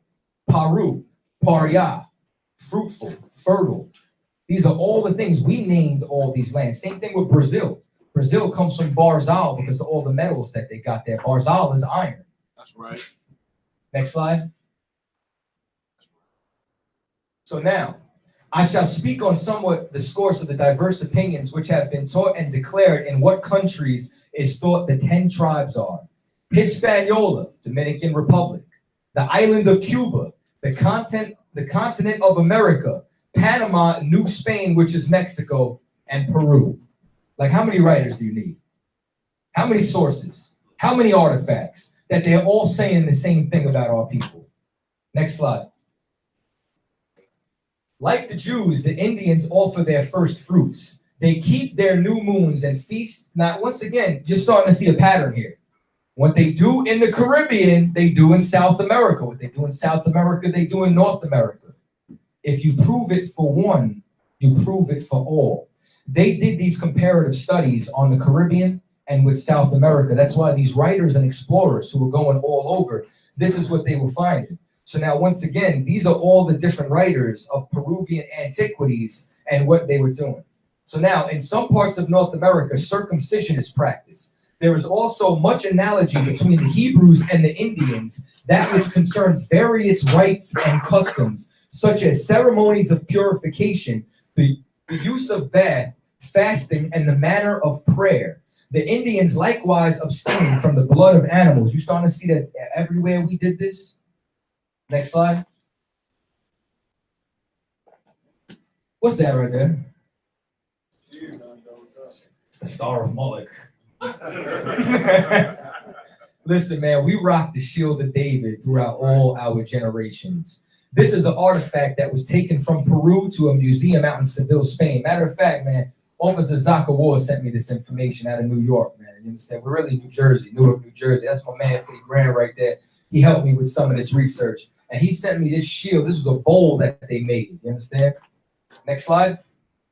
And another one right here. We start to find this also came out of Peru. You find the Shield of David all throughout South America, North America, all over the Gadites, among the Seminole Indians. And a lot of these artifacts were destroyed. Matter of fact, there used to be, I don't know if y'all know what earth mounds are. Earth mounds or earthworks is when they make designs out of the ground. Well, they made these designs out of the ground. In Peru, there was a giant shield of David that you were able to see from Google Earth, and they had an image of it if you searched it. I can't find it anywhere now. They had shield of David's carved into the mountains in Nicaragua. Can't find any of it now. So, like, let me tell y'all something. If y'all find an artifact, if y'all find something online, rip it off the internet immediately, because you don't know how much longer it's going to be there, because this information doesn't stay up long. Next slide. I.S.U.P.K. Now, I went a little biased with I.S.U.P.K because so many people got beef with my Mexican brothers. So it's probably going to be about 15, 16 slides just on I.S.U.P.K, because I don't want to hear a goddamn thing after today. Promise you. So now, I.S.U.P.K is a strong ass crouching down between two burdens. If you go and you look at a lot of I.S.U.P.K murals or culture, you'll find an ass, which is a donkey, you understand, with a bag wrapped over it, you understand, meaning what? I.S.U.P.K is hard working, you understand? When I'm not here, I'm working construction, and I hate working with I.S.U.P.K because they think I'm gonna work like them. I'm like, I'm Papa, I'm Puerto Rican, we don't do this. You know what I'm saying? I'm not doing that. You know, he's up there with no harness, one leg like this, like hanging off the side of the building. I'm like, bro, can't pay me enough to do that. So, ain't even my land. So and he saw that rest was good, because what do they have down in Mexico? They got the siesta. You understand? They tried to enslave the Mexican Indians, and during a certain part of the day, they would all just stop working unanimously. And no matter how much they beat them, no matter what they did, they would not stop. That's where the siesta comes from. You understand? And that rest was good, and that the land was present. And he bowed his shoulders to bear and became a servant unto tribute. I.S.U.P.K going to do all those jobs that nobody else would do. I.S.U.P.K made himself a servant unto tribute. Well, let's see if there's any archaeology on this. Next slide. It is not improbable that the Jews who were driven from Nineveh by Salmanassar wandered into uninhabited regions. According to Herrera, the Indians cherished that the tradition that the Yucatan had been settled by tribes of the Orient, meaning what? The Far East. Next slide. Well, where the hell is the Yucatan? The Yucatan is the peninsula. It is the first spot that the Spaniards invaded inside of North America when Cortez came. You understand? So this is Mexico when we're talking about the Yucatan. Next slide. Now, this is Bernard de Sahagún.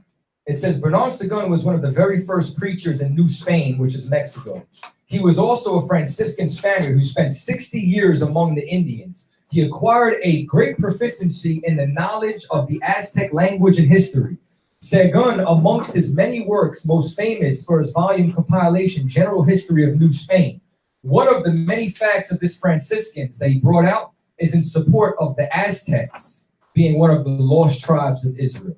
So once again, you keep going inside this culture, and they're all saying the Mexicans are Israelites. Right. They are the lost tribes. Right. And this was written before they brought Judah here. Right. These are all written in the 1500s, 1600s. Next slide. Some old men of the Yucatan say that they have heard from their ancestors that this country of people, that this country was peopled by a certain race who came from the east, whom God delivered by opening for them 12 roads through the sea. If this is true, all the inhabitants of the Indies must be Jewish descent. Next slide. That was written in 1566, by the way.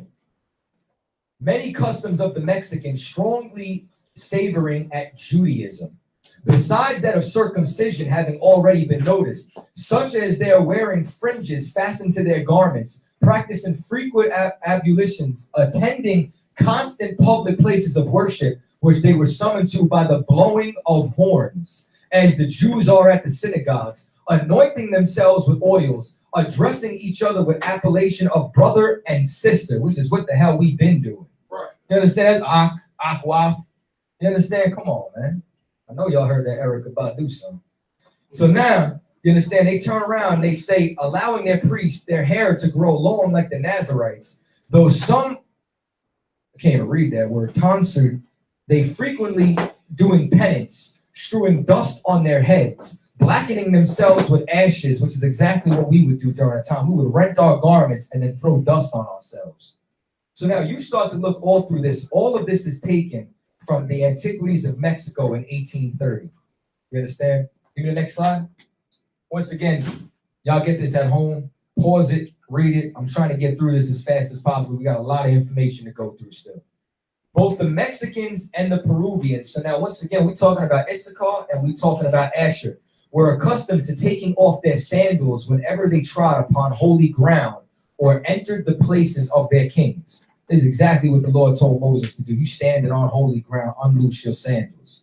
It's the same thing that the angel told Joshua. You understand, in the 5th chapter of the book of Joshua. This is exactly what we would do. It says, it is certainly very extraordinary to find Oronco. So now, once again, this is in Venezuela. So it says, the voyages to the West Indies, that the Indian nations so far remote from each other as those of the Oronco and the tribes who live in the confines of Peru and the banks of La Plata as well. So now what you're starting to see is they're going through all South America. And they're going from Venezuela all the way on over to Peru, all the way on up to Mexico, all the way on down into Chile. And they said that, why are they all using circumcision? And why is it that all of them abstain from eating the flesh of swine? Because this was Levitical law. This is exactly what we've been doing, man. Next slide. Whoa. Whoa. What do we got here? This is an Issachar. This is like my man from Carolina. Dawud, what's his name? You know what I'm talking about, man. Lahab, brother. Tell me this don't look like Lahab, bro. This Lahab at the Passover, man. You understand? Yahweh Allah made this chain. Karabda made this Torah. You get what I'm saying? Like this right here, this is the Passover. And what you see fringes on everything. You understand? You see a garment girded with a war belt down to the paps. Right. You understand? Come on, man. I'm just being extra now. Next slide. So now, what y'all see right here? You understand? You see the Magunda with that right up in the earring. You understand? It's like Captain Todd War right there. He always rocking that. So now it says that this right here was taken out of Mexico. They said that this was a Mayan dignitary sailing on a ship. They're trying to say the Indians couldn't sail. You understand? What the hell is he doing with this headpiece on? Tell me that don't look just like what was carved up in Puerto Rico. You understand? You start to take a look at all these. I guarantee you this is open at the top. You understand there's a Mitri, right? That's right. You understand that they following all the customs and culture of our people. Next slide. So now, they start talking about the symbolic headdresses on this Mayan steel. It says recently was discovered that they start breaking this whole thing down, talking about how it was the Star of David, you understand, and that they start saying that Israel wasn't able to sail either. Meanwhile, they got a damn maritime museum up in Israel. Solomon had a navy. How you gonna say the Israelites couldn't sail? Don't tell me we couldn't sail to America. So now, right down here, it starts talking about it. It says they tried saying that it was just for decorative motifs. And now it says that's plain wrong. It says the clear design on the earring was not put there because it looked pretty. As everything else on the Mayan stela, it had a definite meaning. And what was that meaning? The fact that they were representing our nation. They were representing Israel, man, because they were speaking Hebrew. They were circumcising their young. They were going to war with an ark. You understand? Because these are the lost tribes of Israel. Next slide. Now, this is called the phylactery stele. Steel, whatever you want to call it. Anybody know what a phylactery is?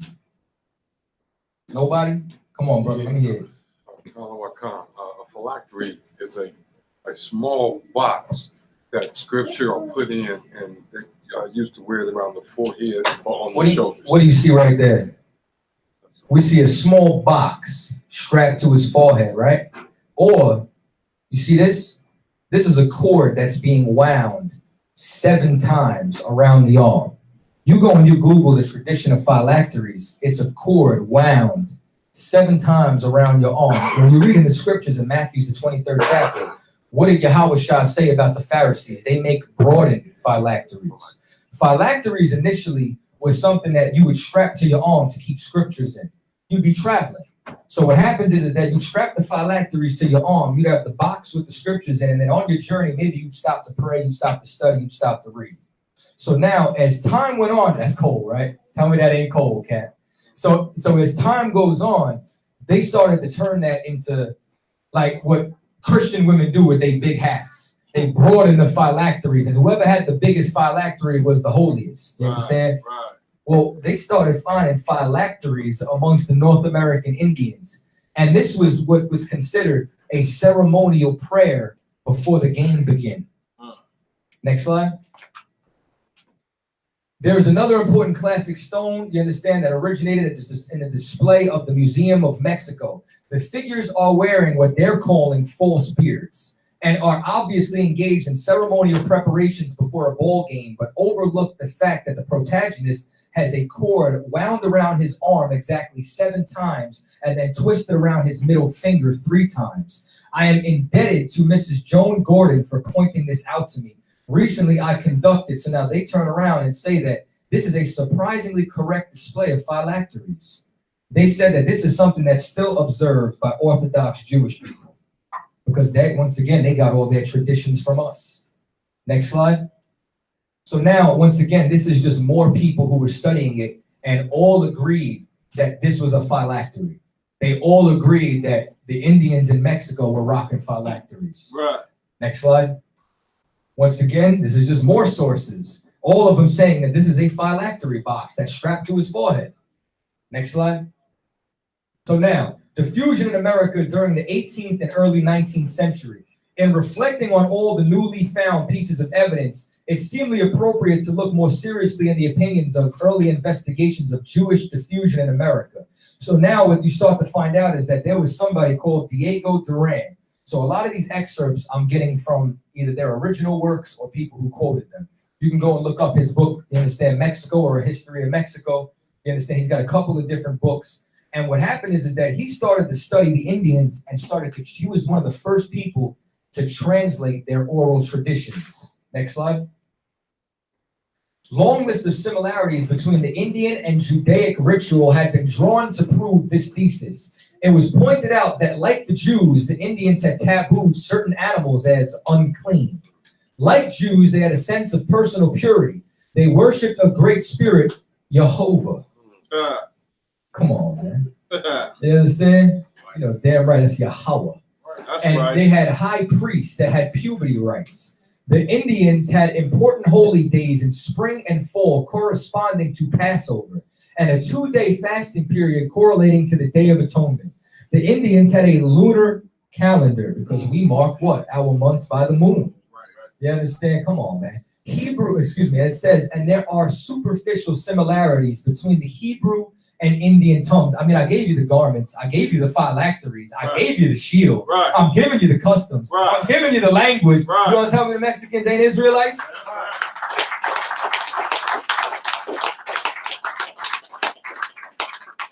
It's not over yet. Next slide. So now this is all written by Diego Duran. He concluded that the Indians must be descended from the Jews. His opinion was based on the strange ways and customs. He starts breaking all this down. Everything you're reading is what he translated from their oral traditions. Next slide. So now, this is further. He says, furthermore, he notices that the Indians of Mexico, let's be specific here, had traditions of long journeys, such as the one from Assyria to Arsareth. They also had traditions of flights, such as the Exodus from Egypt. Other proofs included common traditions of earthquakes which swallowed evil men, just like what happened with Moses and Korah. Right. You understand that the ground opened up and anybody who challenged the true men of the Lord was swallowed up by the earth. Right. And that they said an object's manna falling from heaven. Come on, man.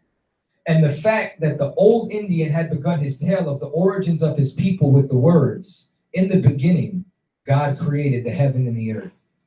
That's the Mexican creation story. Next slide.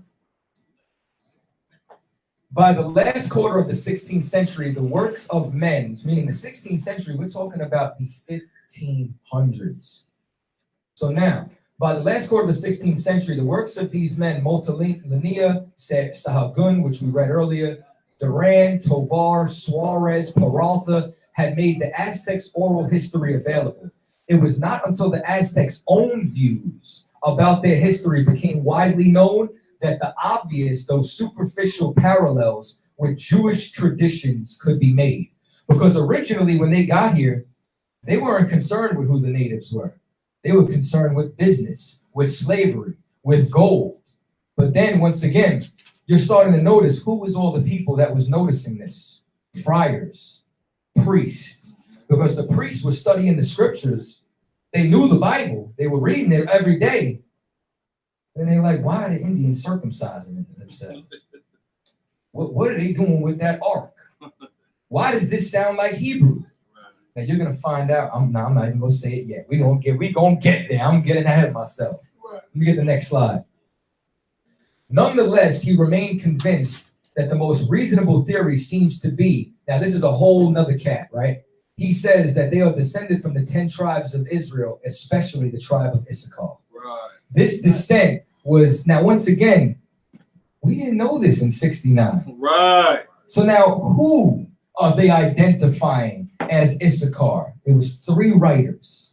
Give me the next slide. The only other writer this author found who accepted the Issachar variation of the 10 lost tribes was Baltasar de Medina. In his Crónica de la Santa Provincia de Santiago de Mexico of 1682, you can tell I practiced that one, right?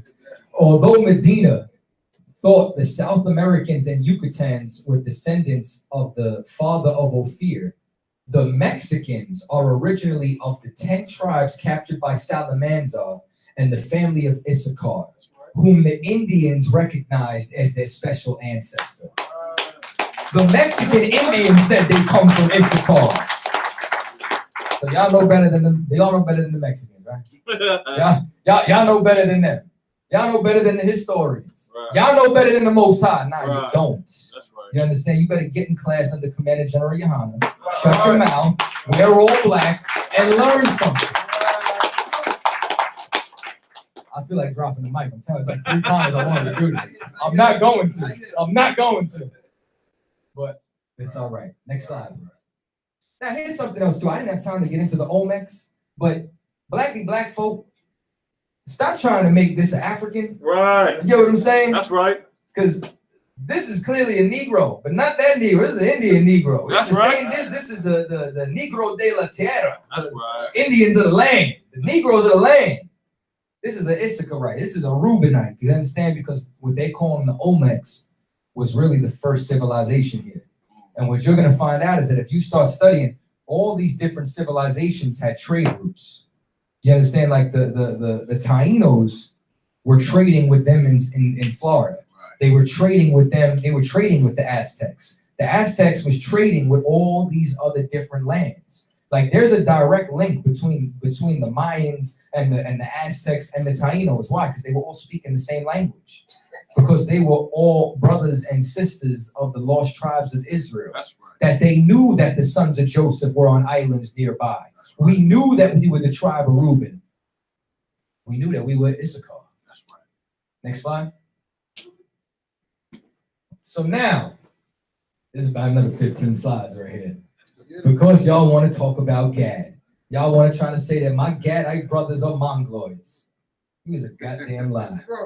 You understand? So Gad, a troop shall overcome him, but he shall overcome at the last. Gad was conquered by a troop. Gad was conquered by the North American Indian cavalry, conquered by the English kings. You understand? Conquered by the Spanish, conquered by all of these people. You understand? But in the end, you understand? They're going to overcome. And how they going to overcome? You're going to find out. So now Deuteronomy 33:20, and of Gad, he said, blessed be he that enlargeth Gad. Meaning what? If you enlarge Gad, you're increasing him. What did the so-called white man do to Gad? Did he enlarge him? Nah, he reduced him to reservations. Right. So if you're blessed for enlarging him, what does that mean you're going to do? If you're going to be cursed. You understand? A white man going to die for what he did to our people. That's right. He dwelleth as a lion. How does a lion dwell? A lion hunts. And what would Gad do? Gad would go all throughout the prairie and they would hunt the buffalo. Right. They would use that for their teepees, for their booths. Right. That they would dye the top of it red, just like we used to do in ancient times inside the scriptures. And tear at the arm with the crown of the head.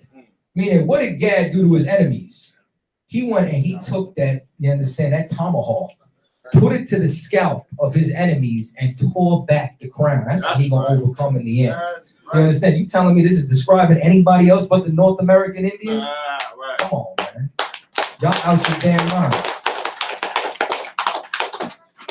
And he provided the first part for himself because there in portion of the lawgiver was he seated, meaning what? Gad, when the kingdom split, Gad tried being the priesthood. That's why even today, you can still see they wear their garments with the fringes and the border of blue. They still call their medicine men or their priest shaman. Right. You understand? Which is basically the Hebrew word for oil. That's you understand? Right. The Hebrew word for anointing. You understand? So now they came over here with the heads of the people. He executed the justice of the Lord and his judgments with Israel. If you go and you look, Gad would stone you if you practice witchcraft because you suffer a witch not to live. They would stone you if you committed treason, meaning if you broke the laws that they had in the land. That's the same thing that we would do in Israel. Next slide. What we got going on here? It's the Star of Rem fan. What you're seeing right here is a watercolor painting by George Barbier or Barber in 1882 to 1932. He was painting all these different paintings, man. This also came out of, remember, the ethnology of America. And you see a Gadite sailing in his canoe with the shield of David right on it. Because once again, this is found in Peru. This is found everywhere amongst us, man. Next slide. The North American Indian, the following is from J.J. Mombert's History of Lancaster County, Pennsylvania, page 63, with an extent from the letter written by William Penn to the Committee of the Free. What they start to find out is that he states that the origin of the North American Indians, I am ready to believe them of the Jewish race. I mean the stock of the 10 tribes, and that for the following reasons. First, they were to go to a land not planted or known, which to be sure Asia and Africa, if not Europe, and all that intended into extraordinary judgment upon their passage, might make the passage not uneasy for them. Meaning what? All those lands were already inhabited. As it is not impossible in itself that the easternmost parts of Asia and the westernmost parts of America.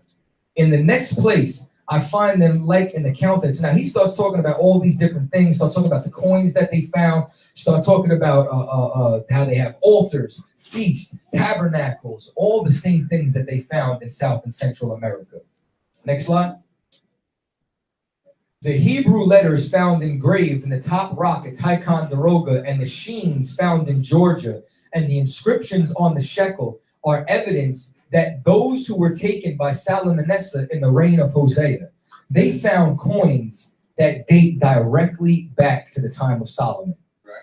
They found Hebrew coins with Hebrew letters, you understand, that go directly back to when Solomon was ruling, found all over America. Next slide. So now, are these the only artifacts they found? Hell no. You start to see the Newark Decalogue stone. They say the Decalogue stone, why? Because they found the 10 Commandments written on this stone in Newark, Ohio. Right. The Bat Creek stone. Now, mind you, there's a lot more artifacts than this. Right. However, if they weren't found on an official Smithsonian dig, they try to say that it don't matter. They try to say that it's illegitimate. But the thing is that all these were found by the Smithsonian. All these were found by archaeologists that they want to, you understand, identify with. So is the Bat Creek stone. That they took the Bat Creek stone and they didn't know what the hell it was. They threw it in a box for years. And somebody went pulled out and said, yo, we were reading this upside down. They flipped it over. It said for the tribe of Judah. Right. You understand? The Los Lunas stone. Once again, this is the 10 Commandments that the brother, where you at, brother? Right there. My man right there. My man knew. He knows history. You understand? This was 10 Commandments that was found carved into a rock inside of Mexico, New Mexico. The Hebrew petroglyph panel, meaning that you go and you look, they have petroglyphs of all Hebrew carved inside the Americas. The Tuscan lead artifacts, the earthworks that were found, the Newark keystone, and the Newark stone bowl. Next slide. Just so you can get a visual. Hebrew on the keystone. Hebrew all over the Decalogue stone. The bowl of incense, you understand, burning. found with Hebrew on it. Next slide. This is the Back Creek stone that they found in Tennessee, clearly with ancient Hebrew on it. Next slide. The Los Lunas stone. This is literally the 10 Commandments right here. Man. That's right. That's You right. understand? Literally. Next slide. Why is it the same ancient Hebrew carved into the side of it? Because this is the Decalogue stone that they also found. And once again, they find this in North America. They find this in South America. Right. They find this all over the place. Next slide. Yeah, now we get to chill. Good? Well, I get to chill. Y'all watch. The Hopewell mound builders built hundreds of thousands of structures out of various types of earth materials. These structures included burial mounds, animal effigy mounds, forts, temples, and advanced geometric structures with lunar and solar alignments. Many of these structures have been leveled down and destroyed as the United States expanded west and built itself right over them. But some still exist today. Early U.S. settlers would create detailed survey drawings of some of these structures.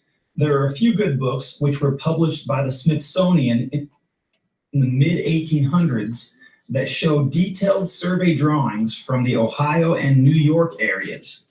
They're called Ancient Monuments of the Mississippi Valley, Aboriginal Monuments of New York, and Antiquities of New York.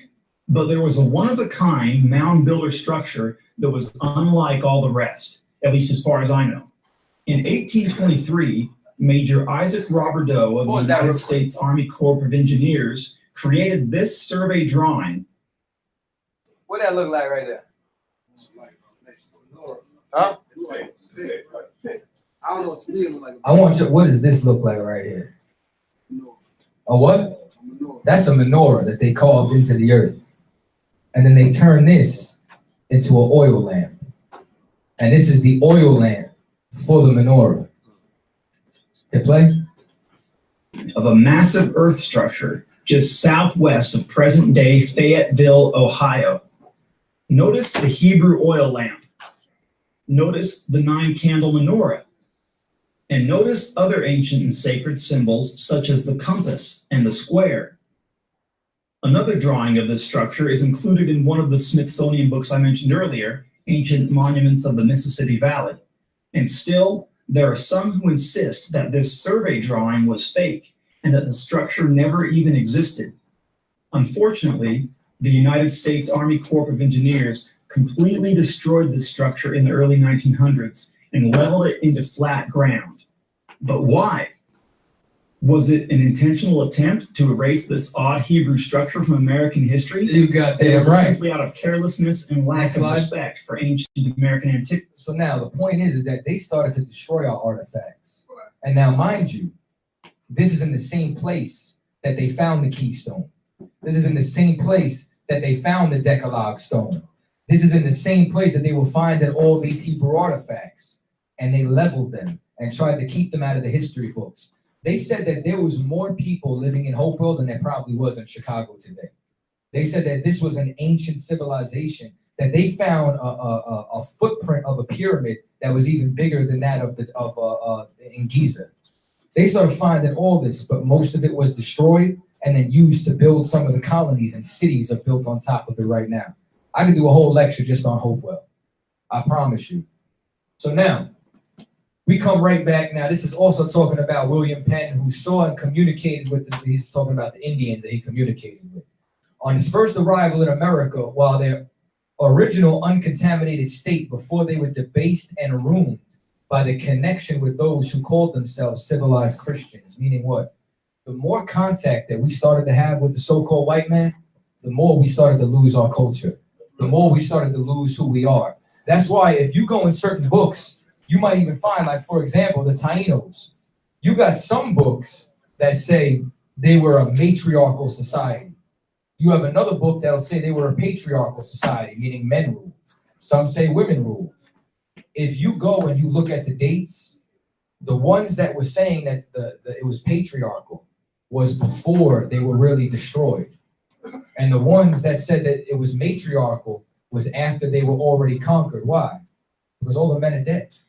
All the men are working in the mines. You You understand? And it's just like today. If they were to come look at the ghetto, they wouldn't say that men run it. They say women run the ghetto. Why? Because 2 million of us are in jail. You understand? Because how many of us is in the grave right now? You understand? So that means that the more that we get involved with their culture, the more that we start to lose who the hell we are.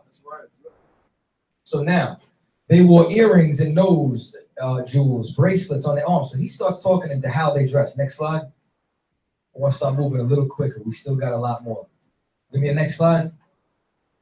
So now, a lot of this came from the 10 tribes of Israel, North American Indian. So now this book is basically a compilation of James Adair, Ethan Smith, all the different writers who wrote about the North American Indians. They put all the excerpts in there. Next slide. So now, an old Charibi Indian in very early day thus addressed one of these white people. Our people are become almost as bad as yours. We are so much altered since you came among us that we hardly know ourselves. And we think it is owing to some melancholy, a change, that hurricanes are more frequently here than formerly, meaning they knew that the Lord controlled the weather. And they knew that these storms and their destruction was directly correlating with them following the white man, with them going into the ways of the Gentiles. You understand? Give me the next slide. So now, it says they're so degenerated, they cannot give tolerable accounts of the origin of their religious rites, ceremonies, and customs. So he starts talking about how they completely destroyed and conquered us, that we didn't know who the hell we are. So if you go to a reservation now, or in the last 200 years, and you try speaking to them, and they say, oh, we're not the children of Israel, it's because you took that from us. But so you got to go to all the people who were studying us from the 15, 16, 1700s, and these are the accounts that they give us. Next slide. So now, it says that the Indian languages have never been reduced by any certainty by letters, but must have been exposed to change and misconceptions. They try to say that we didn't have an alphabet, which is a damn lie. We're going to prove that tonight. It says, their awful example of white people, we are this day confined to few traces of their original language, their religious rites, customs, and few common traditions that may labor to be collected to form opinions upon. The Indian language in general are very copious and expressive, considering the narrow sphere in which they move, their ideas being few in comparison with civilized nations. They have neither cases nor, I can't even see that word right now, declensions. They have few or no prepositions. They remedy this by affixes and suffixes, and their words are invariably the same, both in number. So meaning what? They start turning around and saying this is completely identical to Hebrew. This is just like the Mexican language. This is just like the Chilean language. This is just like the Mohican verb. You understand? Because Hebrew don't have prepositions. It's attached to the word. You understand? Like for example, Bahashem. You understand? You don't say it's not just Ba, Ha. That Ba and Ha is attached to the Shum, which is in the name of. But that's the exact way that the language was. So now it starts talking about how expressive their speech was. Next word. Actually, the next slide. So now it says their language abounds with guttural and strong aspirations, which make it very sonorous and bold, like Yahweh Ba'Shem Yahweh Shabarakatah. A bold language, you understand? You go and you take a look at the language of the so-called Jew. You understand? That bastard. He turns around and he's going to say, Abala Yehuda, Kadarlu La'aydi. You see how soft that is? You understand? You hear that in Hebrew, it's Yahweh the Qadar La'arataza. You understand? Guttural, bold. And it says that their speech abounds with metaphors after the matter of Eastern nations. What are we learning? The Orient, the East, all of us coming over from Israel. Next slide. It says Adair records a sentence of the speech of Indian caption to his companions in his oration for war. Near the conclusion, so now basically, this is what they said. It says that their guns were burning, their tomahawks were thirsty to drink the blood of their enemies, and their trusty arrows were impatient to be on the wing. And lest they delay, they should burn their hearts any longer. He gave them the cool, refreshing word to join the holy ark. That sounds like something David would have said. That sounds like Psalms right there. That's right. You understand? Next slide. So now it is said among their principal or beloved men that they have been handed down from their ancestors. Excuse me, yo, hold on. I need y'all to pay attention to this. I need y'all to pay good attention to this. It is said among their principal or beloved men that they have it handed down from their ancestors that the book which the white people have was once theirs. What's the book that white people had when they came here? The Bible.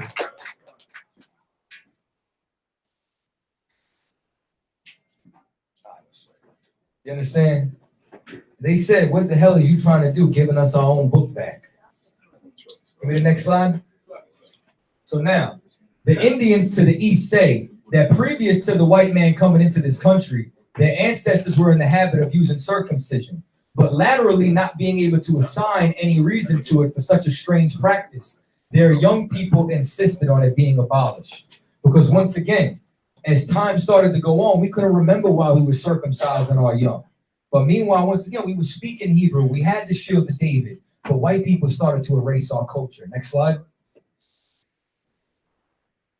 The village where we once were consisted of 140 huts containing about 800 warriors, 1,500 women, and at least 2,000 children, and some Paducas having 4 wives. Just, I got to throw polygamy in there real quick. Next slide. So now, the Indians will not cohabit with women while they are out at war. They religiously abstain from every type of intercourse, even with their own wives, for the space of 3 days and nights before they go out to war. This is the same thing that we would do. What would Joshua always say? Purify yourself before we go to battle. It's the same thing they did with Gideon. It's the same thing we did anytime we went to war, because we had to be clean if we wanted the angels to be around us. We had to be clean if we wanted the Lord to be with us. You understand? Which is why it says this is the same thing that Joshua commanded, that they avoided themselves. They washed their clothes and avoided all impurities and matrimonial intercourse. When the Indians returned home victorious over an enemy, they sing the triumph song to Yahweh. What they're pronouncing is Yohiwa, ascribing the victory to him, like the religious customs of the Israelites. They were calling their God Yahweh. And every time they won a battle, they would praise the Most High. Give me the next slide. The Indians, also agreeable in their theocracy of Israel, think that the Great Spirit to be the immediate head of their state, and that God chose them out of all the rest of mankind. Meaning that they knew that we were dealing with the Most High, and that's who was the head of their government. Like, they had the chiefs set up over their all different tribes, which is exactly what Moses did. Moses went and took wise men, made them chiefs among, and when you go and you look at the structures of the Native American Indians, it was the same exact thing. They set their government up exactly the same way that Moses did. Give me the next slide. Matter of fact, go back real quick. One other thing too. Almost forgot this. It says, and they hold the white people in explicable contempt. We're not going to let that out. They charge the white man. You understand?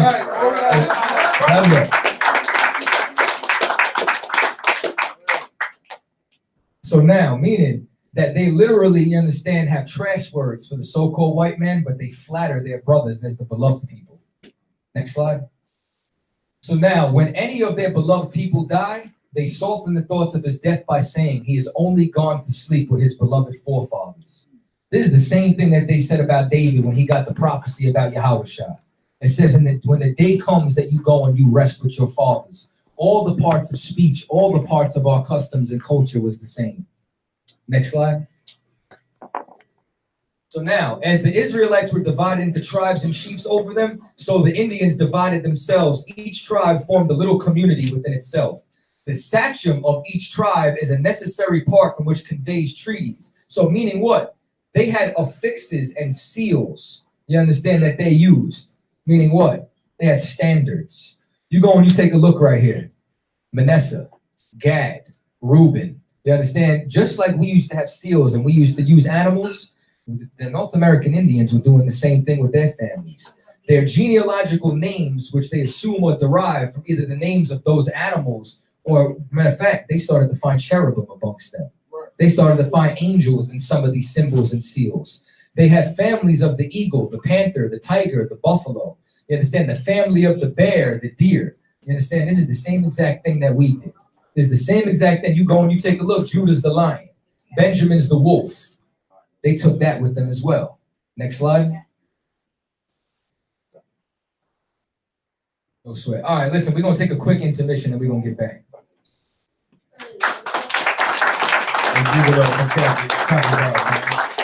Hey, listen, everybody. There's refreshments in the back. Let's hit the lights. Akim, if you could hit the lights. You know what I'm saying? It's refreshments in the back or whatnot. Y'all know how Christ did it, so we doing it like that up in here. Yeah, who did this for me? I did that, sir. Man, most of Christ. So, hey, look, y'all, we got a nice little break or whatnot.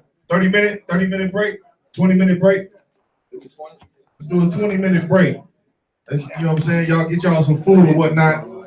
Hey, Akim, if I could. Akim. Tribus. Let's get this food circulated or whatnot.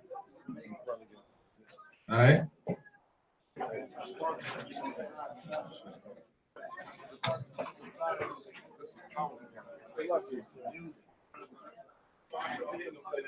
Yo. Hey, you gotta remember that slide. Yo, that's what I'm saying. What you doing, Al?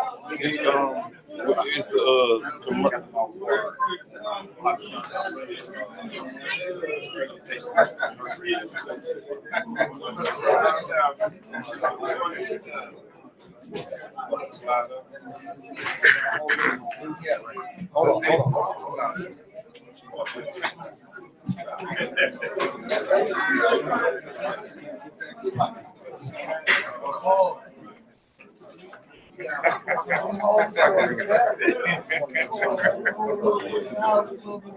He got it all. He stole it all from me.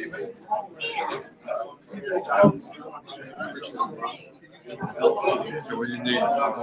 We gotta go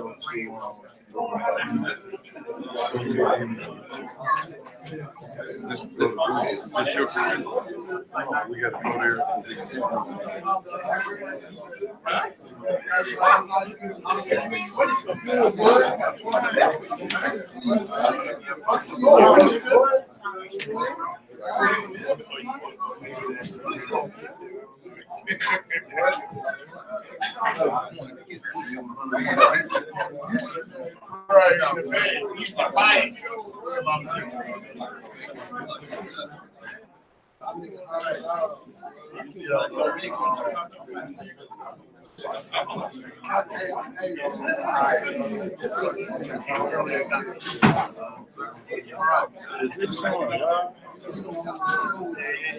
Just up on this point.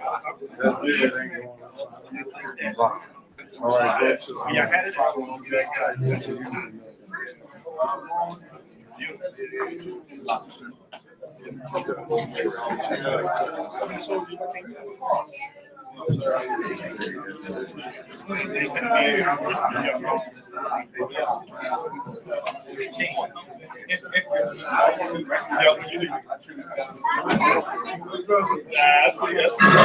I got your umbrella, man. I got you. I'm gonna get your umbrella, man. I ain't forget about you.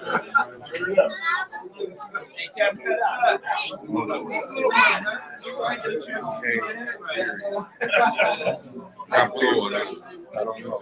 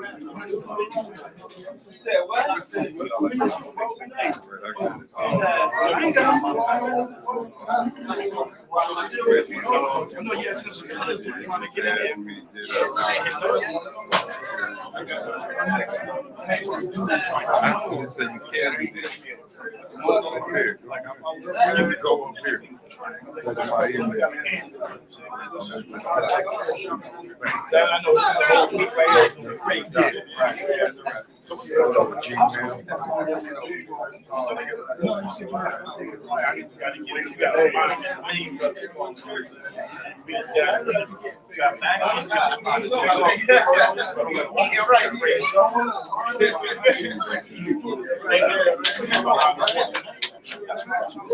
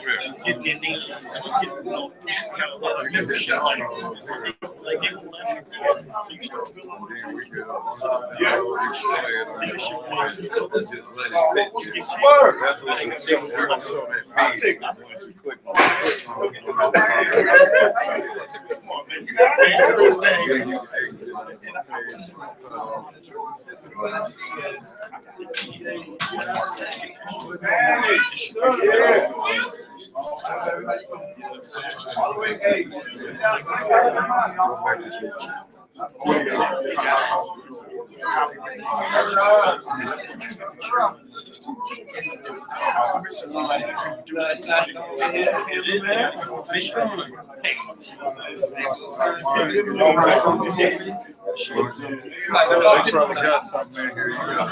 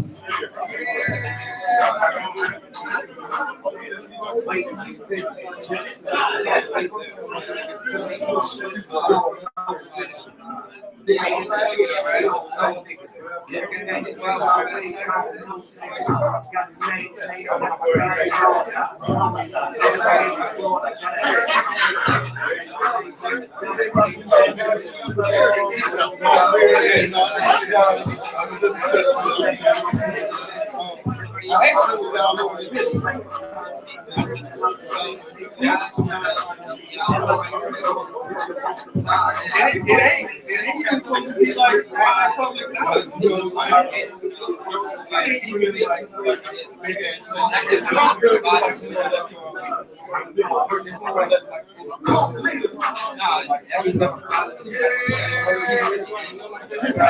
So this right here is the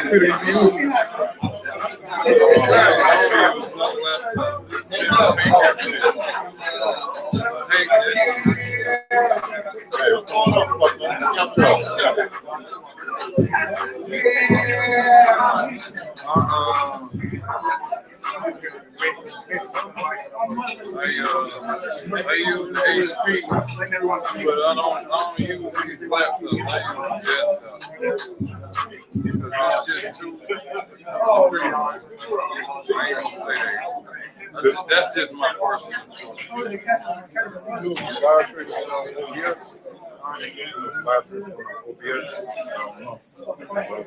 So we gotta cut that computer on.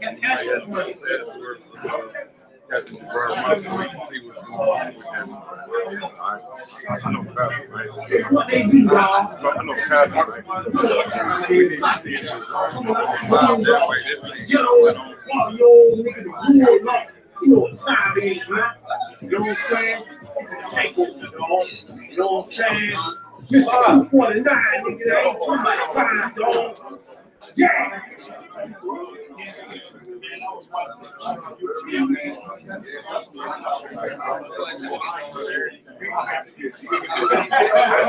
Got it all good?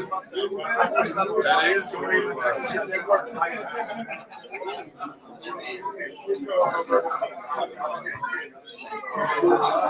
I'm from a place where they don't deliver pizza. They won't deliver my pizza, even if they call it a pizza. A place where black men say they don't need you. Where everybody fucking together go on the way feed. Shit is cool, bro. Fuck up, we all in all record. Niggas got the man who be in niggas in prison. Now who the ass off and come and all that can't be shot from that. Go to the end of that video. Like, go to, you see that video? Go to the end of it. Yeah. No, this live video.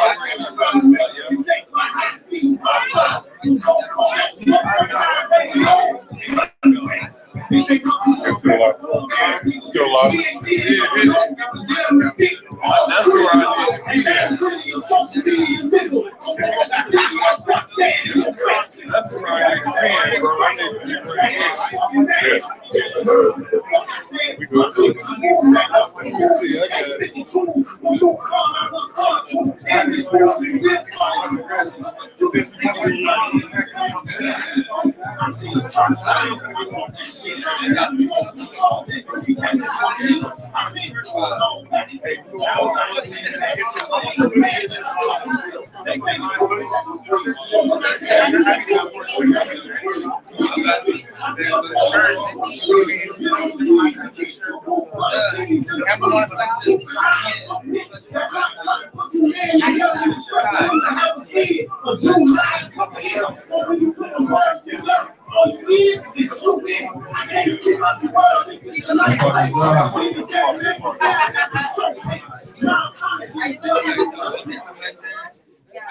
Hey, Salaki, if I could, can I get y'all attention 1 second? 1 second, please. Hey, I know we having a good time, you know what I'm saying? The lecture going crazy, but I got one special, you know what I'm saying, thing I wanted to present to this, you know what I'm saying, to this lecture. This brother, you know what I'm saying, that put in so much damn time in creating a book that'll talk about the Israelite school of UPK and the inception of the truth, the integrity that the 7 heads had, and the extra integrity that Commander General YAHANNA had, that's been passed down to us through the generals, the captains, the officers, the troopers, and the sisters. Y'all doing an excellent job at representing the nation of Israel. And this brother right here, officer of 5,000, officer of 5,000, the TITHES Alabama decided to capture that and put it into some words and throw it in a book. And if I could get y'all attention, let the brother talk about it for a second. Go out. Officer of the TITHES Alabama, officer 5,000. Captain from Cincinnati. Yo, shout out to everybody who came down for the Midwest Cookout. You can see the lectures going down.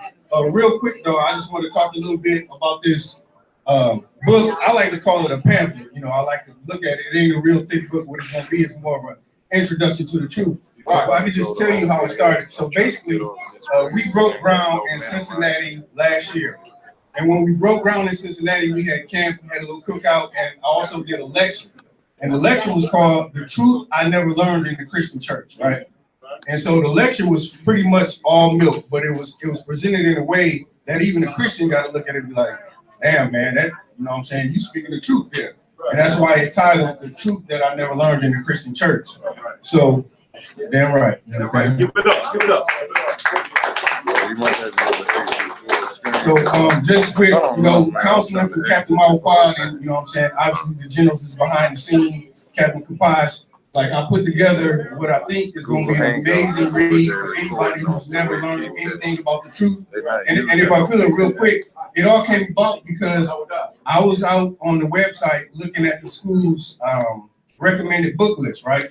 And as I ran across the school's recommended book list, I saw a pamphlet or a little book by a Fake Israelite group.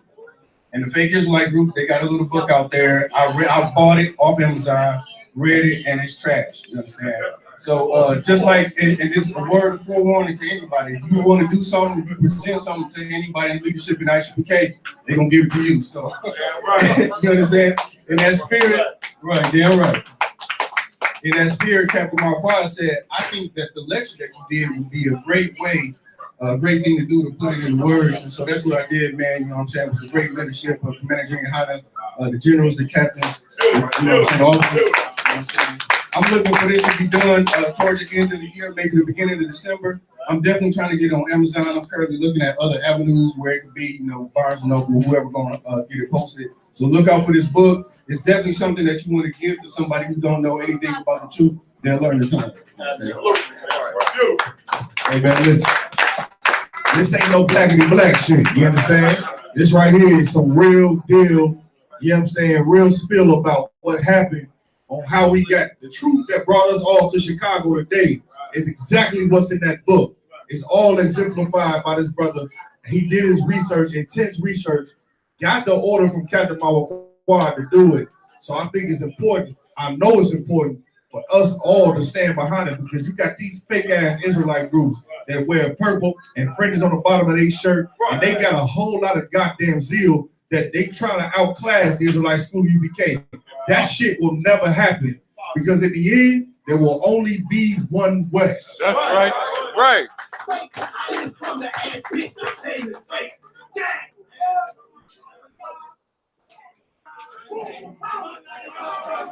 So where your slideshow at? Right there, too.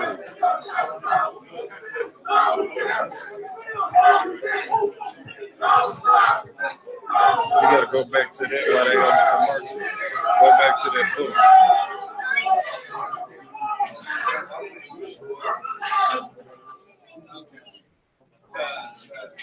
I wish they would have been.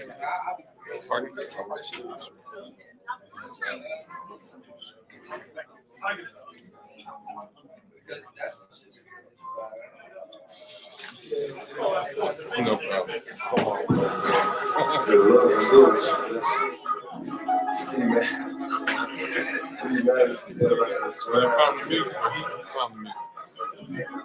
That's playing on. You can keep scriptures on the shrine and they don't know how clean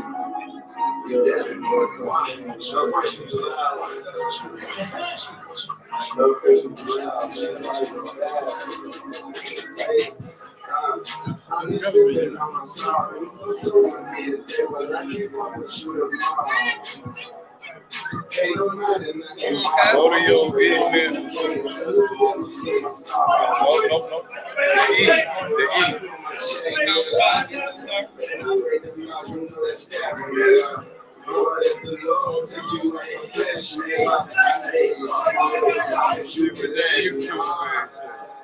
If it ain't, forget it. Just go back to that. They probably playing that on music.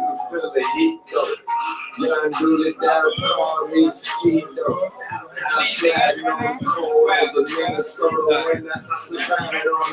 all you gotta do is go back to your thing.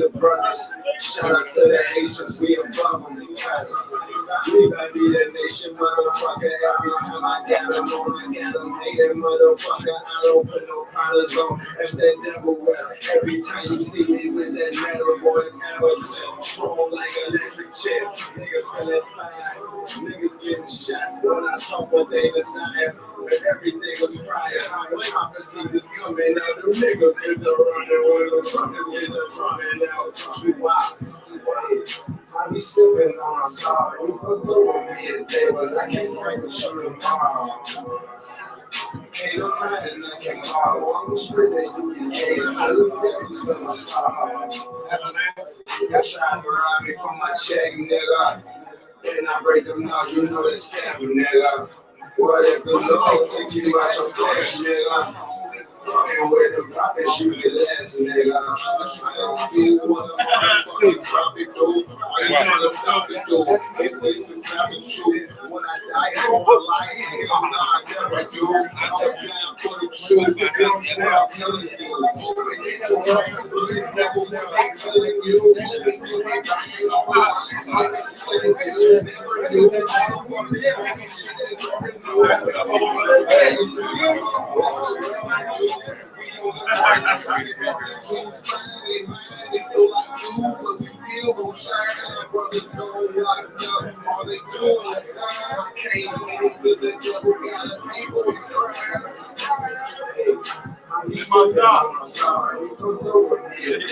Get back to the next slide.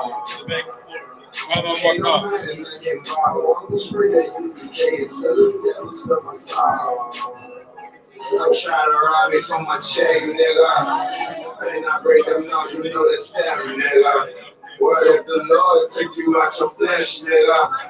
Fucking with the prophets, you get less, nigga. Make sure you get you something to eat. Okay. Make sure y'all get y'all something to eat, man. Straight up.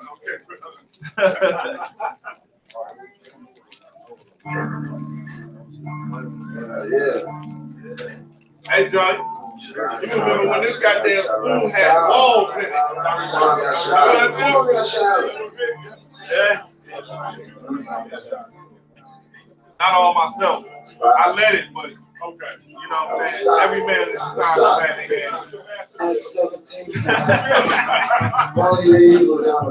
It's all really the Lord, man. It's really the Lord. Checking my people, we got them trying to beat them. May the Lord take us with the way. Tomorrow we got camp. Tomorrow we got camp. We're gonna be out there at 11. We're gonna stay till 6 o'clock. Downtown State Washington. You know, Commander General coming. Okay, God. Okay, God. If I record a lot of shit, y'all gon' die because we all gon' like shit.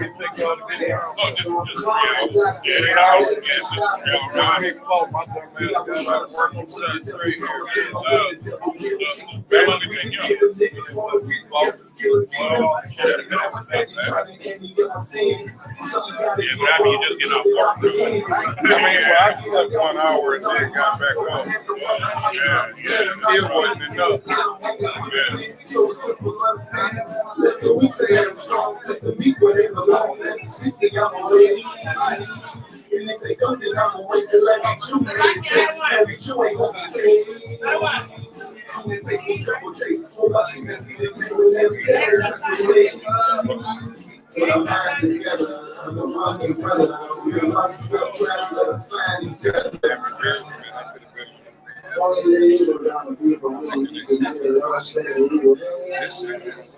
I check my people, we got even trying to believe I'm there, Lord, take a little wine, remind me of how I have to lie, see another day. So don't be foolish, get a move, because it's good and read the truth, and you can't. I ain't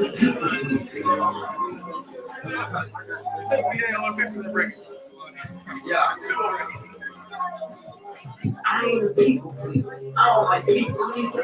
I don't care if you're not a chicken and want a teacher. Let's give me my motherfucking chicken and do a feature. Tell Michael Jordan he can keep his fucking sneakers. Walk inside the bigger church and just drop your preacher. Cause he ain't gonna try the right shit that he should teach you. But what about my nigga? I don't like him either. What has he done for us in 6 years of peace? All our leaders only care about is God and trust. But you ain't turning out. It's all on the side. See through the mirage. Diamonds in the cars. They got $1 million houses. Have you seen ours? See, we get mesmerized. And feel to recognize that they don't sympathize. Now they living better lives. Cause they got some money, we see them as demigods. But they'll be sleeping in that same place at 75. You ain't bigger than me. Ain't God, ain't Christ, my father bigger than me. You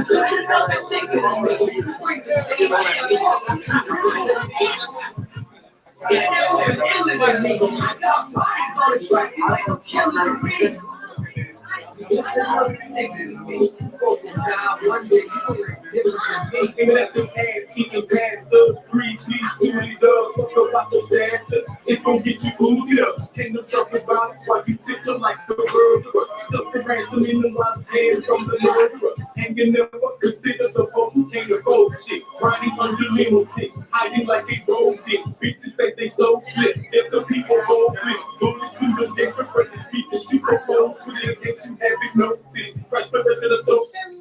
That's my shit right here. Souls of the earth, they don't just go down. Black man, Hispanic man, we got no time to be real. Bitches are free, so I got the game. I'm the judge of the way. Hey, Salak, everybody. We got about 5 more minutes worth of intermission. Get done what you got to get done now, and then we getting right back into it, all right?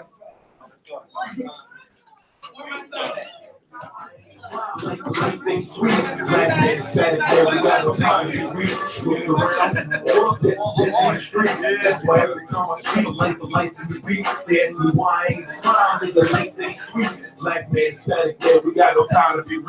Now I said it there, you know we just survive the time, and it's survival of the fit, strong survive. That's why each and every day I pray to the most high. Cause most of my people ain't making it to see 25. I was 24 trying to see 25, but the shit that I'm spitting crackers ain't gonna want me alive. I was 24 trying to see 25. You hear me, nigga? Crackers ain't gonna want me alive. 24 trying to see 25, but the shit that I'm spitting crackers ain't gonna want me alive. Cause it's 25 to life, and I'm stuck in a cell. 23 hours to clock, yo, my nigga, that's hell. We the soul of the earth that our days gon' stale. Living in this system set up for my people to fail. We the soul of the earth, days gon' stale. Living in this system set up for my people. We the soul of the earth that our days gon' stale. Living in this system set up for my people to fail. It's time to come together, that's the only way we sell. Yeah, 142. Burn down Sodom from Babylon in the rubble. Burn down Sodom from Babylon in the rubble. Burn down Sodom from Babylon in the rubble. Burn down Sodom from Babylon, rubble with the angel and the lion of Judah, king of the jungle. Equally the king, dirty sword and stubble. Just the pictures of the saints, so always remain humble. He who doors to the end will see this place crumble. Blessed is the man who sees the fall of the enemies. Centuries, but now we got the recipe. The Bible is the recipe. Blessed is the man who sees the fall of the enemies. The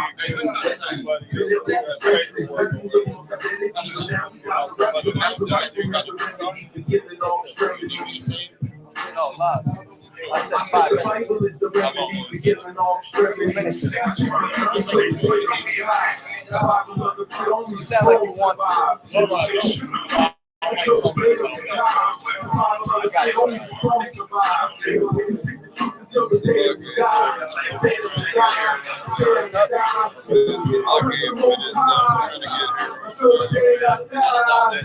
One thing I do want to say is I'm attacking your oil. tell them people to share. If you feel like to share, people don't understand. You feel like to get comfortable with family. So we talking that song with a lot of brothers standing, but there's a lot of chairs that was make sure that the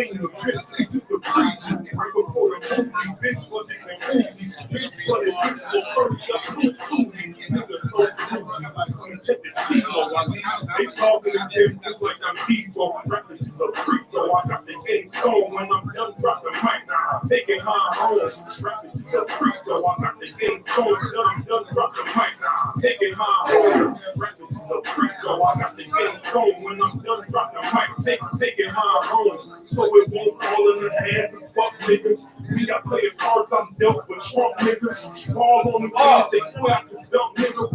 Want nigga. Tribus sit next to the trunk nigga. With problem over here, you can see me on front nigga. Joe, nigga. Mean if you frog, you out front nigga. All right, y'all. Oh, the water. I want y'all to know, listen, couple of things, Akim and Equatim. Make sure y'all fill in these chairs. You know what I'm saying? I know we got a lot of people standing. Fill in all the chairs. You know what I'm saying? This way everybody can sit. Baba Bashab, y'all can let the people know outside we about to begin again. For the people at home, big ups to everybody who put a donation in. Once again, everybody fill in the chairs. Akim, let them know outside that we beginning. I hope y'all enjoying the lecture. Just so y'all know, listen, we went through 142 slides of information. We got about 45 left. Also, make sure that you cop some oils from Captain Azaria. He got them fire oils. I myself, I just bought some Fourth Dimension Black Fire. If y'all want my music, sidebar. Anybody who buys my catalog, I'm giving out a free mixtape too. I got the hard copies with me. $5 for a mixtape, $1 for a single, $20 for the whole catalog. Holla at me after the show. You dig? All right. I'm gonna give y'all a couple of minutes to get, you know what I'm saying, seated, but we literally about to begin, all right? So let's get it together.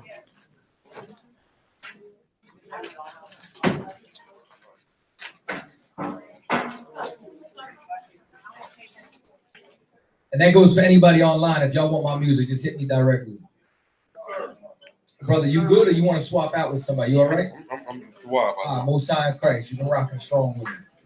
While everybody's getting settled, once again, man, you know what I'm saying? Like, big the water that kept my quad, this heavy hitting crew. That's right. You know what I'm saying? Clap it up. Come on, clap it up. Make some noise. Clap it up. All y'all ain't clapping. Clap it up. Come on. There we go. I wanna let y'all know they said what y'all need for this lecture.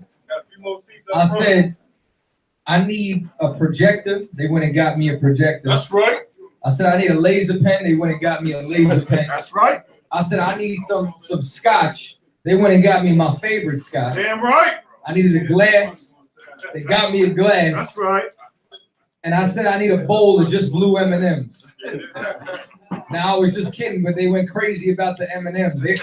They were like, we got to get a bag and just pick out the blue ones. What are we about to do? I was just kidding. I'm not that bougie. But if I did want that, they would have did it. Captain DeBar called me up. He said, we treating this like Jay-Z coming to town. I said, you humble. Now, Jay-Z a wicked nigga in the world, but he knows. So I appreciate you. You know what I'm saying? Once again, filling all the seats, filling all the chairs. If you watch him right now, remember this lecture was supposed to be for a $20 donation. So please make your donation. Support the school, support this truth, support this information. How y'all feeling so far? Y'all feeling good? It's clear.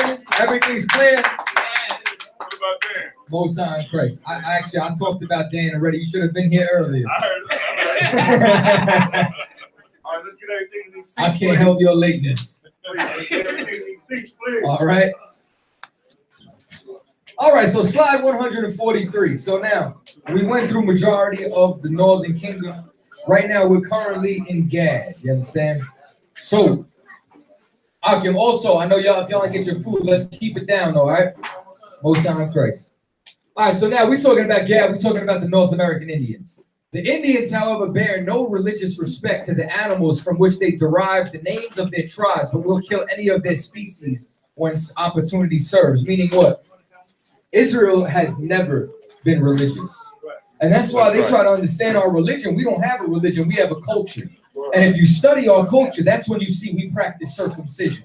If you study our culture, that's when you see we carry an ark to war. That's when you see we separate ourselves from women when they're unclean. We separate ourselves from sisters to not sleep with them before we go to war, so the Lord will be with us. That's right. We go and we lock ourselves in for the Sabbath day and don't work on that day. You go and you look at all this. This was happening in North, Central, and South America. Well, there is no tribe or individual among them, however, by the name Opossum, which is the Cherokee still Sakia, which is the Kota Indians Shuka, synonymous with that of the hog. Remember, none of these tribes were eating pork. None of these tribes were eating swine. And none of these tribes, although they'll name themselves just like we did with our sigils, with our standards, none of them will name themselves after a pork, after hog, after swine. You understand? And they formerly reckoned it as a filthy and uneatable animal. Why? Because once again, they said that this is our customs of our forefathers. Because they knew that our forefathers were Abraham, Isaac, and Jacob. That's right. Next slide. So now, for everyone has his own family or tribe, and when one of them is speaking, either of the individuals or habitation of them, any of his tribes say, he is of my house, or it is of my house. This is like Bayath Dawadah. You understand? When King David prayed in the divine wrath, you understand? This is the same thing. It was always the house of David.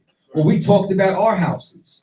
When Indians are traveling in their own country, they inquire for a house of their own tribe. And if they, and if there be any, they go to it. They are kindly received, though they never saw this person before. Meaning what? This is the law of the stranger. The law of the stranger ain't talking about taking care of no white man. It's talking about a brother or sister that you never knew. Let me tell you something. I don't know Captain Mawquad outside of this truth. You understand? And he put me up inside his house. You understand? Oh, Captain Zakar. Captain Zakar is famous for housing brothers internationally who come down for the Passover. You understand? Slept on the floor next to some of these brothers, man, that come from all over the world. And you know what? He puts them up and he says, this is your house. He goes to his slavery. And he's like, Chaataza, you know what I'm saying? Just be cool, you know what I'm saying? Whatever. You know what I'm saying? Make sure the brothers got what they need. Now make sure the brothers got their blankets. The brothers got their pillows. Because we take care of the strangers, the people who's our family, the people who's one West. Because this is the law of the stranger. Don't ever try to give that to another nation. That's right. Let me get another slide. So now I want y'all to pay very close attention. You see this right here? This is how Gadites were dressing, right? Next slide. This look like General Q right here at the last Passover. You know what I mean? With the garment, with the fringes. You see the border of blue right there going all the way up the sleeve. And now notice that it's rough material. It's cowhide. Notice, like, I hate the word, but notice the swag that they got going on, the style that they got going on. This is very important because I want you to pay attention when I bring Ruben up because Ruben's coming up next. Next slide. Now, also, on the cowhide, this was a warrior's portrayal of a puberty dance. What y'all see right here?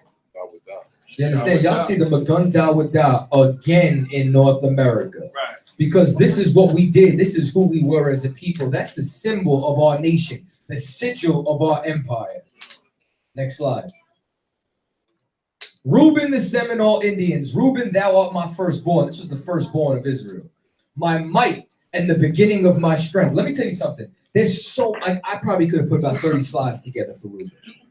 Like Reuben to this day is still at war with the North American Indians. Reuben is one of the only tribes that was actually able to fight off the Spanish.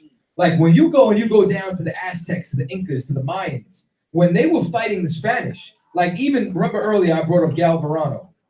Galvarano, even though he had those blades tied to the nubs of his arms, they still lost to the Spanish because they couldn't pierce their armor. Let me tell you something. They had a long bow that they were using flint and snake bones and busting through that armor, killing the Spanish.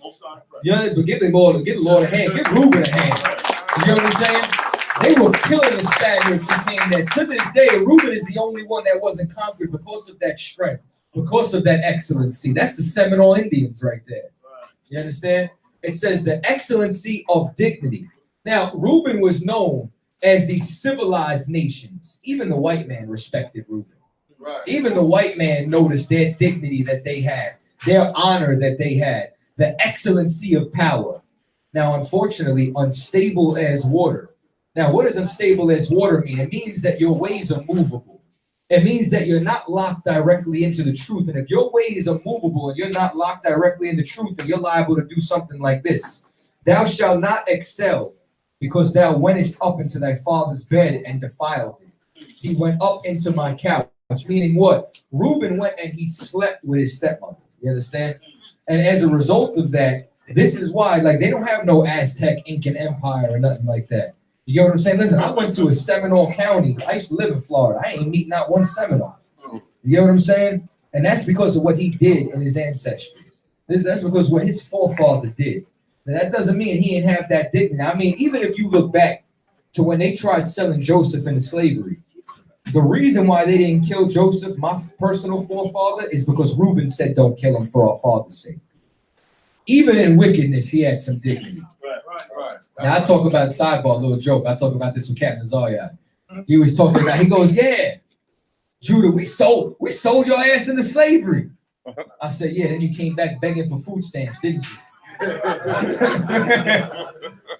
just a little bit of a joke. I ain't trying to split the kingdom again. It's one nation now. All right. You can tell that drink kicked in, right? Next slide. Now, look at how they dress. Look at the dignity. Look at the pride. Look at the mitre that they had. Look at the same headpiece that you saw in that petroglyph in Puerto Rico. And when you take a look at them, look how separately they dress from that rough cowhide of Gad. You understand? Take a look like this looks like a dignitary you send to go talk to an emperor or something. You know what I'm saying? Like, we got a king in Israel. Who we gonna send to go talk to this cat about opening trade negotiations? We gonna send Reuben. Right. Reuben gonna be the dignitary. You understand? This is the Seminole Indians. Now let's get into a little bit of history and understanding of Reuben. Next slide. The Creek. This is another name for the Seminole. The Mohegans is another name for the Seminoles. This is the collection of these nations. Understand? The Creek and the American Indian people originally from the southeastern United States, not to be confused with the Cree, who are found in Canada. The Creek are also known by their original name, Muskegon. Now, remember what we said earlier. What was the Muskegon verb? What was the Muskegon language? It was molded in Hebrew. You understand? Their language, Muskegee, is a member of the Creek branch of the Muskegon family, and we know that their language was Hebrew. And they were known as the 5 civilized tribes. Why? Because Reuben had that respect and dignity even amongst his enemies. Next slide. Now, the term Seminole is a derivative of Cimarron, which means wild men. Why? Because they are unstable as water. These are wild men. These are men that you cannot mess with, that you cannot conquer, that they ain't make no treaty with the so-called white man. You understand? The original Seminoles were given this name because they were the Indians who had escaped from slavery in British-controlled northern colonies. When they came to Florida, they were not called Seminoles. They were actually Creeks, the Indians of Muskegee derivation. The Muskegean tribes comprised of the Mississippian culture, which were temple mound builders. Remember what we talked about the mound builders earlier, and pay attention to this word, Appalachia. The Appalachia was one of the 5 tribes or families that made up of this Seminole family, these Seminole tribes. Next slide. Though some of the tribes actually owned African slaves, the Seminoles never did. Stop trying to put that on the Seminoles. And matter of fact, this is what most of Gad did. Indeed, many Black Africans escaping from slavery in the Carolinas and Georgia came to Florida and built settlements near the Seminoles. They formed a union with the Seminoles based upon both of their mutual fear of slavery, meaning they realized we have a common enemy, the so-called white man. We better join together or we're both going to be enslaved. Right. And then they stayed free. That's right. You understand? That's right. Which lets you know what the hell that we got to do. That's right. Straight up and down. The U.S. never was able to break them apart. You understand? The Union was so strong, which surpassed the attempts of the U.S. to break them apart. That's one West, baby. You understand? That is the I.S.U.P.K. and the Commanding General YAHANNA. Clap it up now.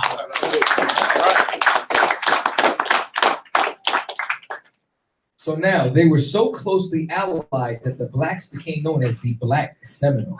And that's how it's supposed to be. Next slide. So now this is all talking about, you understand, this is from a book right here, The Propagation of the Gospel, Numerous Facts and Arguments, Indians in America. And now it's trying to say that are descended from the 10 tribes of Israel. So these are all different various writers, right? Matter of fact, big ups to Officer Zakawar for this. Officer Zakawar gave me this, you understand, this information. He sent it to me. I read this book in like a night. There's so much more information, including the fact that Africans and the so-called white man were both calling Judites in Africa Negroes. Sidebar. We're gonna save that for part 2 of this lecture. So now it starts talking about it starts talking about the authors of this. Dr. Jonathan Edwards, from a time ago, communicated to the Society of Arts in Connecticut to form indigenous observations of the language. If I mess up, it's because this is written in Old English and there's F's instead of S's. And it says of the Mahiganu Indians. So this is talking about the Mohegan verb. It says that the extent of the language in North America, tracing the connection thereof with Hebrew. Indeed, it is no small proof of their Jewish descent. Meaning, this is big proof right here. And this is the second scholar to say the Mohegan language was Hebrew. You understand? So there's nothing but sources when they study this, what the hell language we were speaking. So now it's talking about, once again, their pronouns, their prefixes, their suffixes. Hobbs a Hebrew scholar in here. You understand? So it's General Q. Should have went a rank order, Salakia. But when you go and you understand what these prefixes and pronouns and suffixes is, and how the only language who has that is Hebrew, which is why it's so easily identifiable. Next slide. So now they start talking about how it differs from all the ancient languages and modern languages in Europe. Meaning what? What is all the European languages? They all have vowels. My man, you know something. This man right here. You understand? So now, our language has just class A vowels. It's just ah, I. You know what I'm saying? But everything else is consonants. Ah, ba, ga, da, which they consider a very barbaric language. So now, some customs seem also well authenticated among the Indians that appear to be remnant of the Jewish religion. So now, we're still talking about the Mohegans. We're still talking about them in the South. It says, so now it starts talking about how they have religious devotion. They practice the Hebrew Passover. All they talk about is their forefathers, which is all that we do. You understand? Talks about how they mourn for the dead. Some suppose too many difficulties about the conveyance of the Indians. So now it starts talking about all these different Indians. So now I want to come over here, right?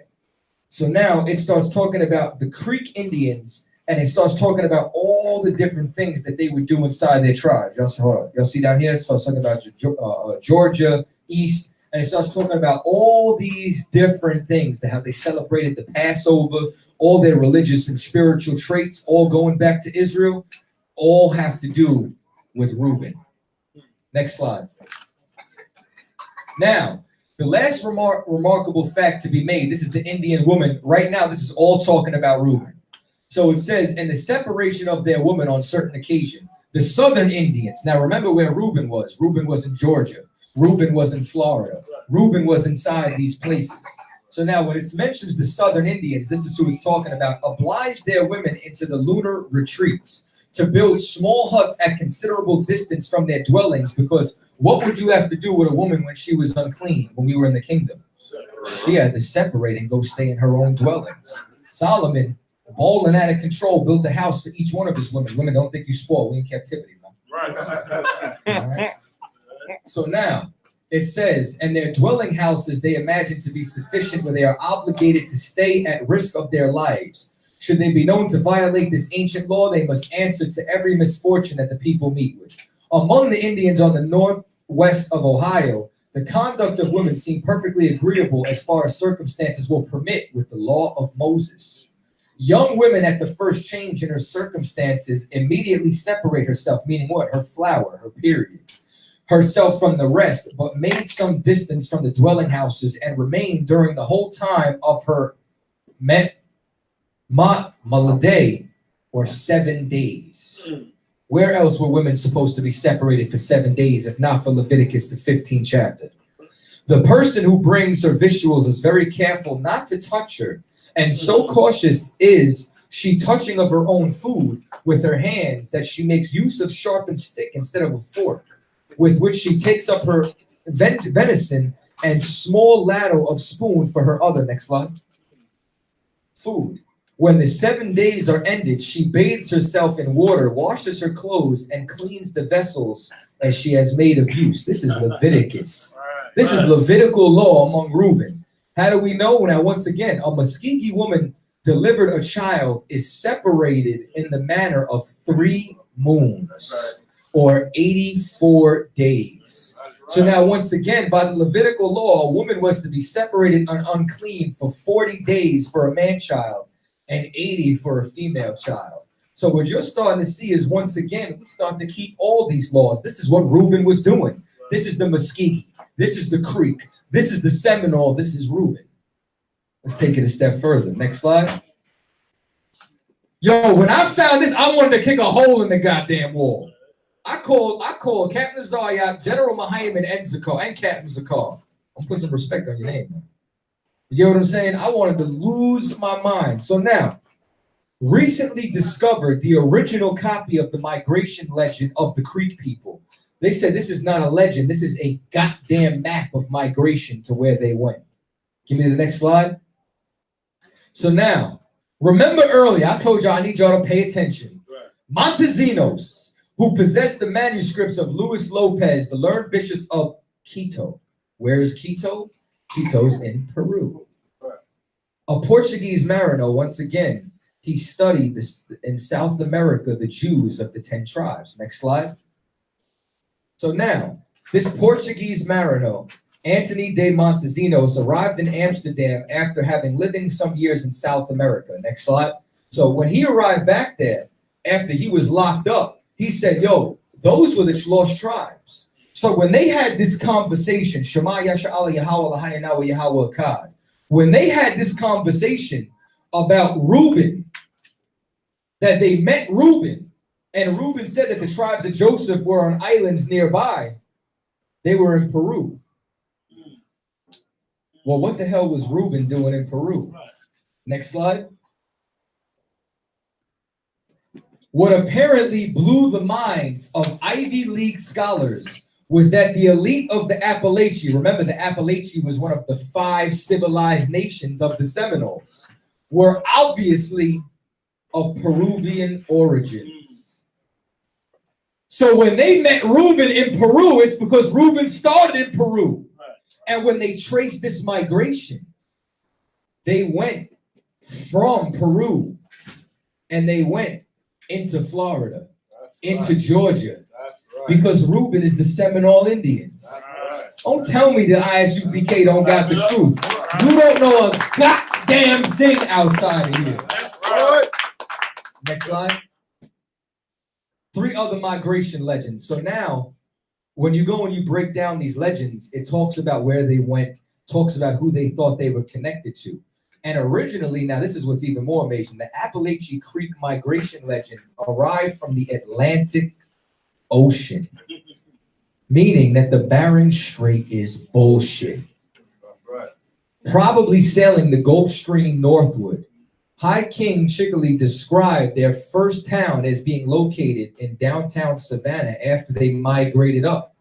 Appalachia is a Muskegon pronunciation of a Peruvian word that means offspring from the sea, because we came from the Atlantic, because we are those tribes who came to Arsareth. We are those people who left the captivity of Salamanzar and came over here to try to serve our God. Next slide. Now we have the Southern Kingdom. Most High Christ. You can see he's biased. I ain't mad at you. Now, for the record, don't be mad at me. I don't got as much archaeology, because when I argue with somebody online, they don't say that Judah is not the Negroes unless they Pan-Africanists. Right. All these fake Israelites, oh, Judah's all the Negroes. You understand? They got a problem with the Mexicans, which is why I gave y'all 20 slides. They got a problem with the Indians, which is why I gave y'all 2 hours of nothing but the Indians speaking Hebrew, living Hebrew, so on and so forth. Israelites, lost tribes. So now, Judah is a lion's whelp from the prey. My son, thou art gone up. He stoopeth down. He crouched down as a lion. And as an old lion, who shall rouse him up? You take a look at how Judah is inside this captivity. Judah is the lion, but like, who's going to rile him up? You know what it takes to get Judah to riot? Now, rioting is wrong. But you know what it takes for us to just not march and actually go and fight back against our oppressor? So I'll tell you who's going to rile them up. The I.S.U.P.K. That's you right. understand? Under Commanding General YAHANNA. That's who's going to rile them up. We got no hope without this. So now, the scepter shall not depart from Judah, nor a lawgiver from between his feet. Why? Because all the major kings came from Judah, came from David's line, because Yahushua, as our king, is a Judite. And it says, now until Shiloh come, meaning what? Meaning that even until Yahushua comes, even until the King of Peace comes, and unto him shall the gathering of the people be, which is why you see all these tribes in here right now. Which is why, if you were to pan this, we got a Benjamite right here. We got an Ephraimite right here. We got a Judite right here. Oh, what else we got going on down here? We got all the tribes up in here tonight, damn near. You understand why? Because we serve our King Yahushua. Because that's what was going to unite our nation back together. So now, the binding of his foal onto the vine and onto his ass's coat onto the choice vine. He washed his garment in wine and his clothes in the blood of grapes. Because remember, they tried calling Yahushua wine bibber. They try saying that he drank too much. Now, once again, you can't please a hater. Right. You understand? Like they saw John, and John was in a perpetual state of fasting. And they were like, oh, he must have a demon. And then they saw Yahushua, and he wasn't fasting all the time. He was drinking that choice wine. And what they do, they turn around and say he had a devil too. He's a wine drinker. You can't please a hater. You understand? So I don't expect to please too many haters inside here. I bet there's someone likes on that stream. I told you what I feel about you earlier. Right. So now, his eyes shall be red with wine and his teeth white with milk. You understand? Because how shall he like the finer things? Keep reading. Excuse me, next slide, the water. So now Benjamin. Benjamin shall raven as a wolf in the morning, and he shall devour the prey. And at night he shall divide the spoil. Benjamin still lives like a pack. Benjamin is a very tightly knit group to the point where they almost practice tribalism sometimes. You understand? And tribalism is satanic. We 12 tribes, 12 different flavors, one nation. Don't ever forget that. You understand? But Benjamin is actually one of the only tribes that they'll actually go stick together and open up a restaurant still. Most of the other restaurants inside of black-owned, you understand, restaurants inside the nation is what? It's Benjamite spots. Because they join together and then they divide the spoil until what? Until that American individualism sets in. And then everybody starts going their separate way. And Benjamin, he said, the beloved of the Lord shall dwell in safety by him, and the Lord shall cover him all the day long, and he shall dwell between his shoulders. Benjamites live crazy lifestyles, man. I talk to some Benjamins, they tell me stories. I don't know how they're still alive today. It's because the Lord is with them. It's because the Lord loves the youngest son of Israel, Benjamin. And that's why they always on their mind. That's why you listen to Anthony B., Bunt Down Sodom.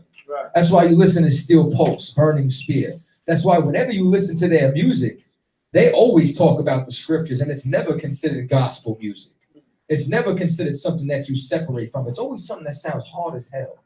You know what I'm saying? Because the Lord is always dwelling between his shoulders. And which is between your shoulders, your head. He's always on Benjamin's mind. You understand? Next slide. Now, Simeon and Levi are brethren. Instruments of cruelty are in their habitations. Why? Because you go and look, listen. Them Levites, they won their independence, sort of. You understand? Because they was not playing with that voodoo or that Santeria. You understand? Dominicans, too. Dominicans is so wicked. They over there killing their brothers. Why is they killing their brothers on the same island? Well, it goes into, oh, my soul, come not thou between their secret. Unto their assembly, mine honor be not thou united. For in their anger they slew a man, and in their self-will they dig it down the wall. So his father said, y'all two can't come together. Y'all two come together, y'all burn down the wall, burn down the world. So both of these tribes are on the same island. We already proved that Israelites were on Hispaniola. So now we know that these is the tribe of Levi. Cursed be their anger, for it was fierce, and their wrath, for it was cruel. I will divide them in Jacob and scatter them in Israel. And they're divided until when? Until Shiloh come. Until Yahweh came. And now you come into New York, man, you see Officer Chaataza and you see Officer Zakawar. You see a Haitian and a Dominican. You see Simeon and Levi joined together, and their habitations ain't cruelty no more. Now they trying to wake up the 12 tribes of Israel. Right. Next slide. Babylon and Timbuktu. A lot of whoa. Who brought the cool kid? Bear with us for a second. Who was that? Yeah, hit. No, it's all right. Don't move your foot. Press that button. That button right there. You reset the projector. Just give it a second. Let it cut on. Boom. We back. All right, give a Lord a hand. Babylon and Timbuktu. Many of you are familiar with this book. Come on with it. Next slide. So now, in the year 65 BC, the Roman armies under General Pompey captured Jerusalem. In 70 AD, General Vespasian and his son Titus put an end to the Jewish state with great slaughter. During this period of military governors of Palestine, many outrageous and atrocities were committed against the residue of the people. During the period from Pompey to Julius, it has been estimated that over 1 million Jews fled into Africa, fleeing from Roman persecution and slavery. The slave markets were full of black Jews. So now, we know that this is true. Why do we know that this is true? Give me the next slide. Because we got archaeology on it. This is the Judea Capta coin. This is, and Jerusalem shall be trodden down by the Gentiles. This was a prophecy that was fulfilled. And in 70 AD, the Gentiles came and downtrodden on our brothers, on our sisters. And those that were not lucky enough to flee were either killed or they were taken into Rome and they were thrown into the pits. They were thrown in there to be eaten by lions. They were thrown in there because they read the Bible and saw that Daniel was in a lion's den. Let's see if they survived this. Next slide. They left black.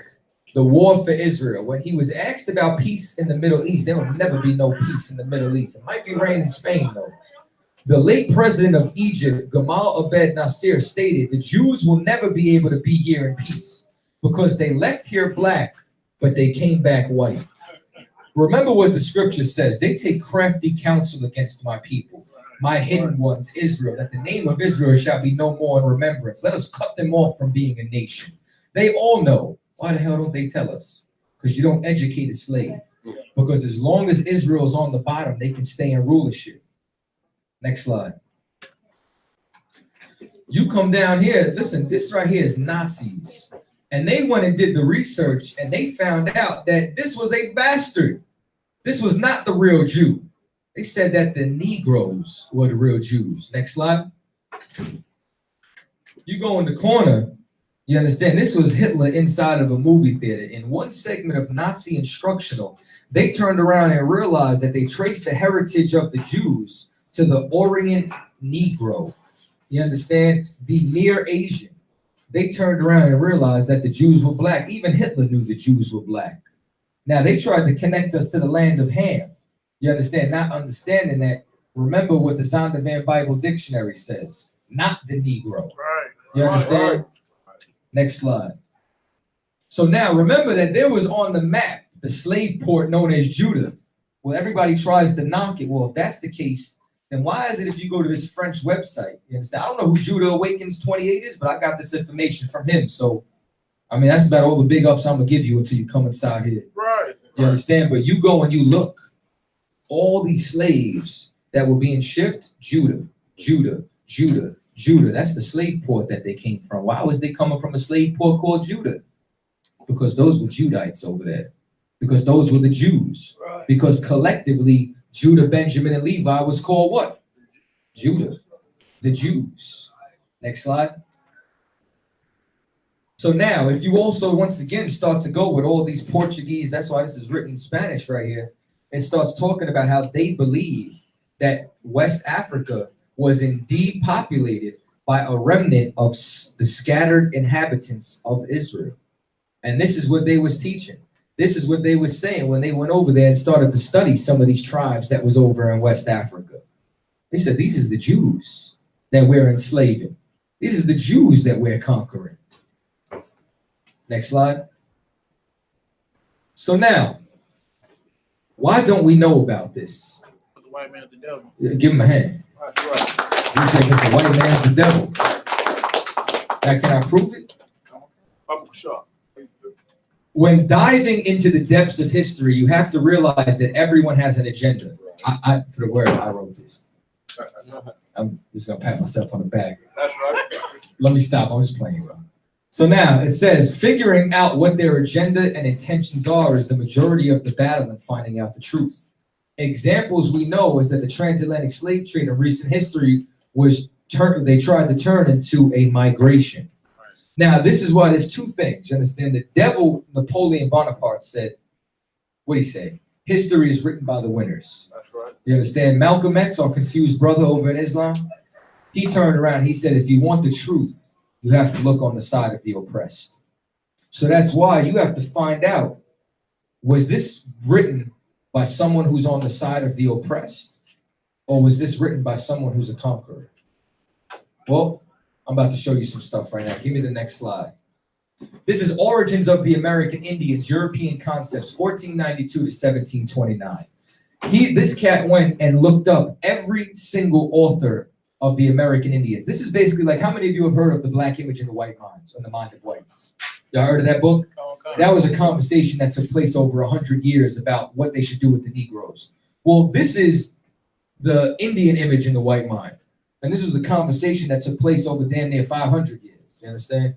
And they were turning around trying to understand what the hell was up with the North American Indian. Next slide. Justin Winsor's narrative in A Critical History of America, this was in Boston, 1889, Will Smith asserted that perhaps the most favored view among early Spanish settlers was that the Indians were not really human. He hinted that the popularity of the theory might be related to the Spanish desire to enslave the Indians. Meaning that there was a council that took place. This was like, you know how they have foreign councils today? Well, this was a foreign council of Indian relations. And they said, if you can prove that the Indians don't have humanity, then you can enslave them. So that's why you have authors who had bids inside slavery that would make money off of slavery. And what they did was they would make propaganda to try to treat us like we were savages. So they would be justified in enslaving us. Next slide. The expansion of the argument. So now this is still in the 1500s. Only two theories seem to have appeared in that period. No doubt that were discussed, except for Oviedo and Venegas. They did not reach printed pages. So you have a lot of things that they wouldn't even allow to be printed. The most vital questions concerning the Indians did not deal with their origins in the beginning. Remember, we're talking about 1540. We're talking about only, what, 48 years since Columbus landed? So now, it's talking about more how they got to the New World. The questions focused on whether the Indians were capable of becoming Christians, meaning what? Slaves. Whether they should be converted peaceably or forcibly. Whether they were rational beings possessed of the rights of Europeans, or whether they should be enslaved, or if already enslaved, liberated. This is what they were discussing, because all they cared about was the gold.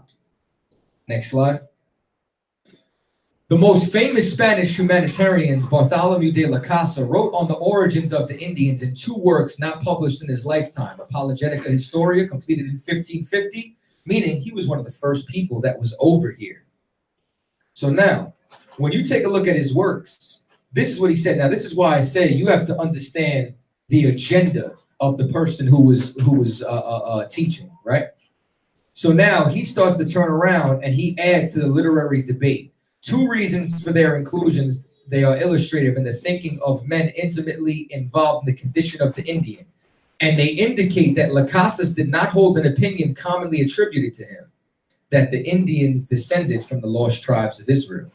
He was one of the first authors to say this. Now, why? Notice that they called him a humanitarian. Right. Meaning that he didn't have no money making. He wasn't trying to make money off the gold and the slavery. He went down there as a missionary trying to befriend the Indians. And as a result, from studying their culture, he found out that they were keeping all the laws of the Bible. So now, this is somebody whose agenda that you could trust. Why? Because he didn't have a political agenda. He genuinely was just trying to study them. Let's take it a step further. Go ahead. One of Lacasa's greatest enemies in his battle for humanitarian treatment of the Indians, Francisco Lopez de Gamarra, in the secretary and biograph of Hernando Cortez, contributed to the debate. In 1552, Lopez de Gamarra published Historia General, basically the general history of the Indies. In this book, it was composed in two parts, a general history and a chronicle of New Spain being Mexico. So in this is what they did. The author despised the Indians and filled his volume with outrageous characterizations of them. He stated that their principal god was the devil, that they engaged in sexual and public sexual intercourse like animals, and they were the greatest sodomists, that they were liars, ingrates, and the source of syphilis. Come on, you know damn well the white man is the source of syphilis. He further contended that many were cannibals and knew nothing of justice, that they went shamelessly nude, and they are like stupid, wild, and sent asses prone to novelties and drunkenness. This is the argument that he made to the Council of the Indies. And he says that they do not deserve liberty. Next slide. So now, when they said this, right, the whole reason why that he was Lacasa's enemy is because Lacasa turned around and said, this cat never even been to New Spain. He was just writing what Cortez wanted him to write, because Cortez was the one who invaded the Yucatan Peninsula. So because they invaded the Yucatan Peninsula, they were trying to justify their actions towards the Indians inside that province. That was the whole point of it. Next slide. Come on, stay with me, y'all. Now, this is another book courtesy of Officer Zakawar. You get what I'm saying? This is all up here, is all talking about the history, proving that the Israelites are the Mexicans and so on and so forth. We got enough of that information tonight. Now, this is why we don't know. This is very important. I'm going to have to read everything on these slides coming up, so bear with me. It's going to be a lot of information, all right? Now, the Mexican paintings seem to have become objects of suspicion and mistrust, even in Europe. The first that were sent to Spain came to Charles V in 1519. Peter Martyr mentions them, and his description corresponded merely with exactly the depiction of the paintings. So they talking about the paintings, and it says they contained in it, it says that they are not unlike Hebrew letters. They start saying that on these paintings, they find it Hebrew letters. Give me the next slide. So now, when you start to see it, they start talking about, hold up, let me try to find the direct part. They see the information. They know the Mexican language. He must therefore have known the use of the paintings. Bong, bong, bong. Now, boom. So they went and they started to burn all these paintings. They started to destroy all these paintings. So now, once they started to see that, right? So it talks about the companions of Cortez who had been over there in New Spain, over in Mexico. They start talking about all this. Rigid orders were given shortly afterwards to the bishop and clergy of New Spain. Remember, New Spain is Mexico, to cause them all to be burned. They wanted to burn all these paintings and illustrations among the Indians that had Hebrew on them. Spain passed some extraordinary laws prohibiting lawyers, surgeons, literates, Jews, heretics, and descendants of the third generation of all persons suspected by the Inquisition, and foreigners of all sorts who had not received permission from Seville from passing over into America. Now, why? Because these are people who don't follow Catholicism. These are people who don't follow the religious dogma of Spain. So what would they do? They would question the history of the Indians. So if they brought them over here, what would they do? They would do what Diego Duran did. They would do what Bartholomew de la Casa did. They would prove the humanity of the Indians. And if you prove the humanity of the Indians, you couldn't enslave them. So they tried to prevent as many of these people who would come over here. Father Joseph Gamilla says in page 59 of the Oronco Illustratus, it says, I affirm in second place that the nation of Oronco and its streams observed may be Hebrew. Next slide. We're on the next slide? It says, so it starts talking about their ceremonies. It starts talking about, remember, their religious rites, ceremonies, even their ceremonial law. The Indians closely resembled those of the Jews. So because they started to notice this, they turned around and Cortez discovered the Jewish religion established in Mexico. And it's easy to assign that this is why they delayed the regular clergy from Spain. Because they turned around and what they started to realize is that the people who would be followers of Cortez in the military, it would have been overlooked. But they knew that if they would have brought laymen over here, men who studied the Bible, they would have made the connection to who we were. So they tried to prevent them from coming over. I want to drop the mic again. Give me the next slide. Right. So now, remember this cat from earlier, right? He was one of the authors. Sahagún, when engaged in the compilation of his works after he had taken away from him and restored, he received 3 cautions, meaning that the government came and read his works. And they said to write nothing to prove that the Hebrews had colonized the New World. They wanted to forbid him from saying this. It says to be guarded on what he said of devils having imitated God's people, meaning there was a theory that was created that they were so against the idea and notion of the Indians being Jews that they turned around and said, yo, if the devil must have did this to trick us. So now let's take it a step further. They wanted to, they came over here, right?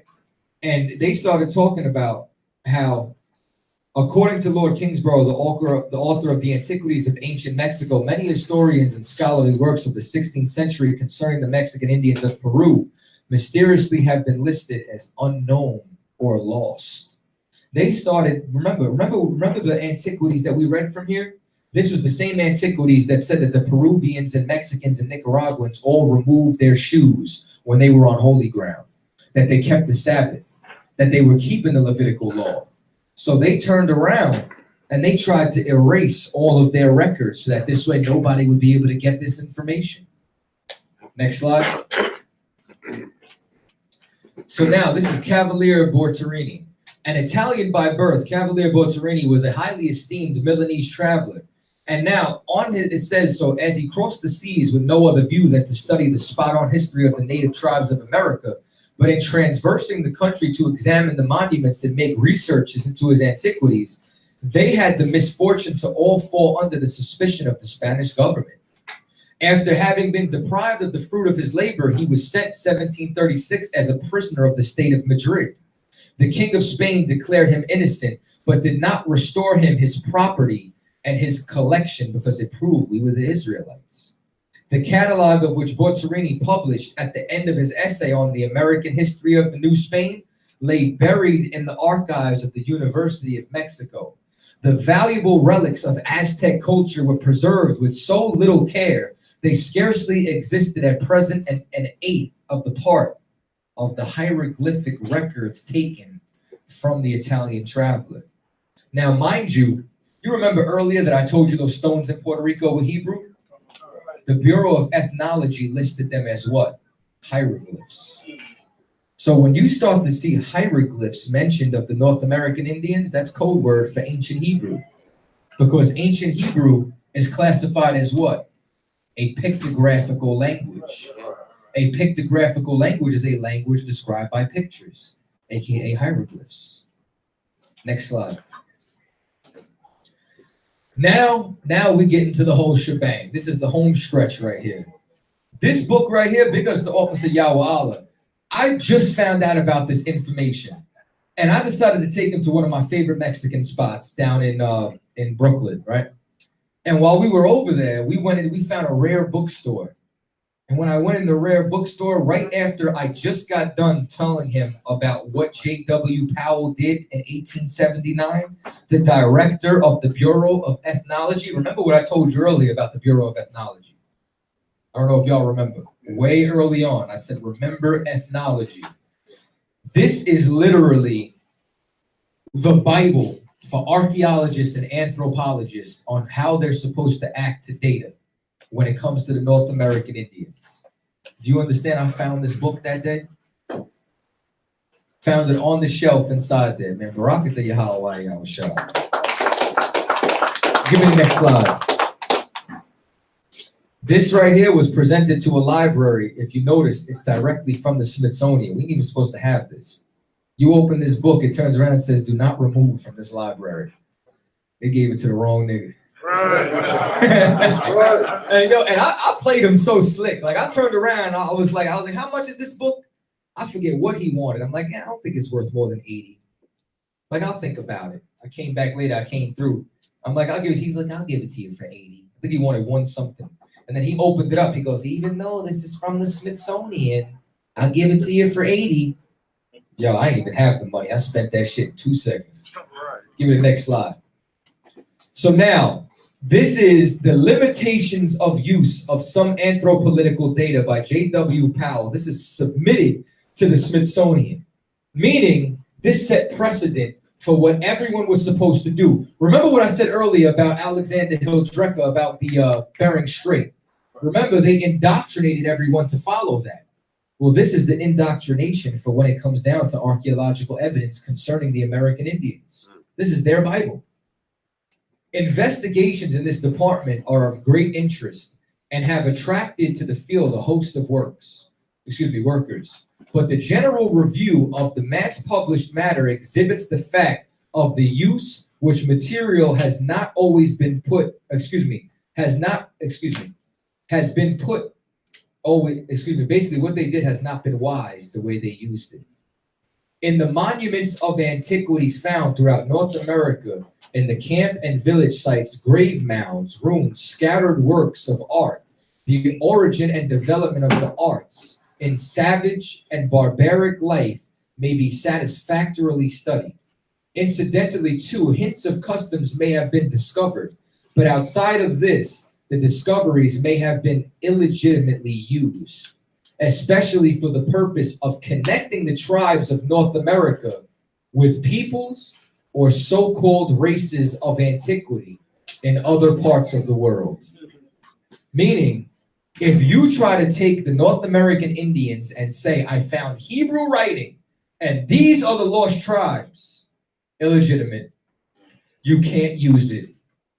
This is the law of the Smithsonian. Give me the next slide. Now we're on the next page. So now, remember what we were talking about earlier, right?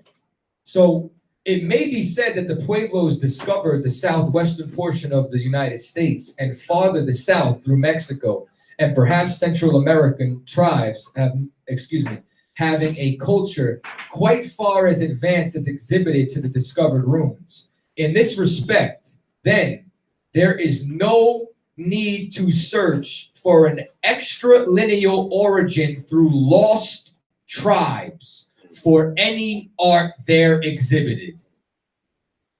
They turned around and said, you are not allowed to connect us to the lost tribes of Israel. When you read this whole chapter, even when you go down to the mound builders that we were talking about, they keep bringing up, you cannot, once again, with regard to the mounds so widely scattered between the two oceans, it may be said that the mound builders' tribes were known in early history of discovery of the continent, and that their vestiges of art covered do not excel any respect of the arts of the Indian tribes known in history. There is therefore no reason for us to search for an extralineal origin through lost tribes for the arts discovered in the mounds of North America. They made it illegal for us to connect ourselves to the lost tribes. And that's why you won't be taught this in history. That's why we don't know this.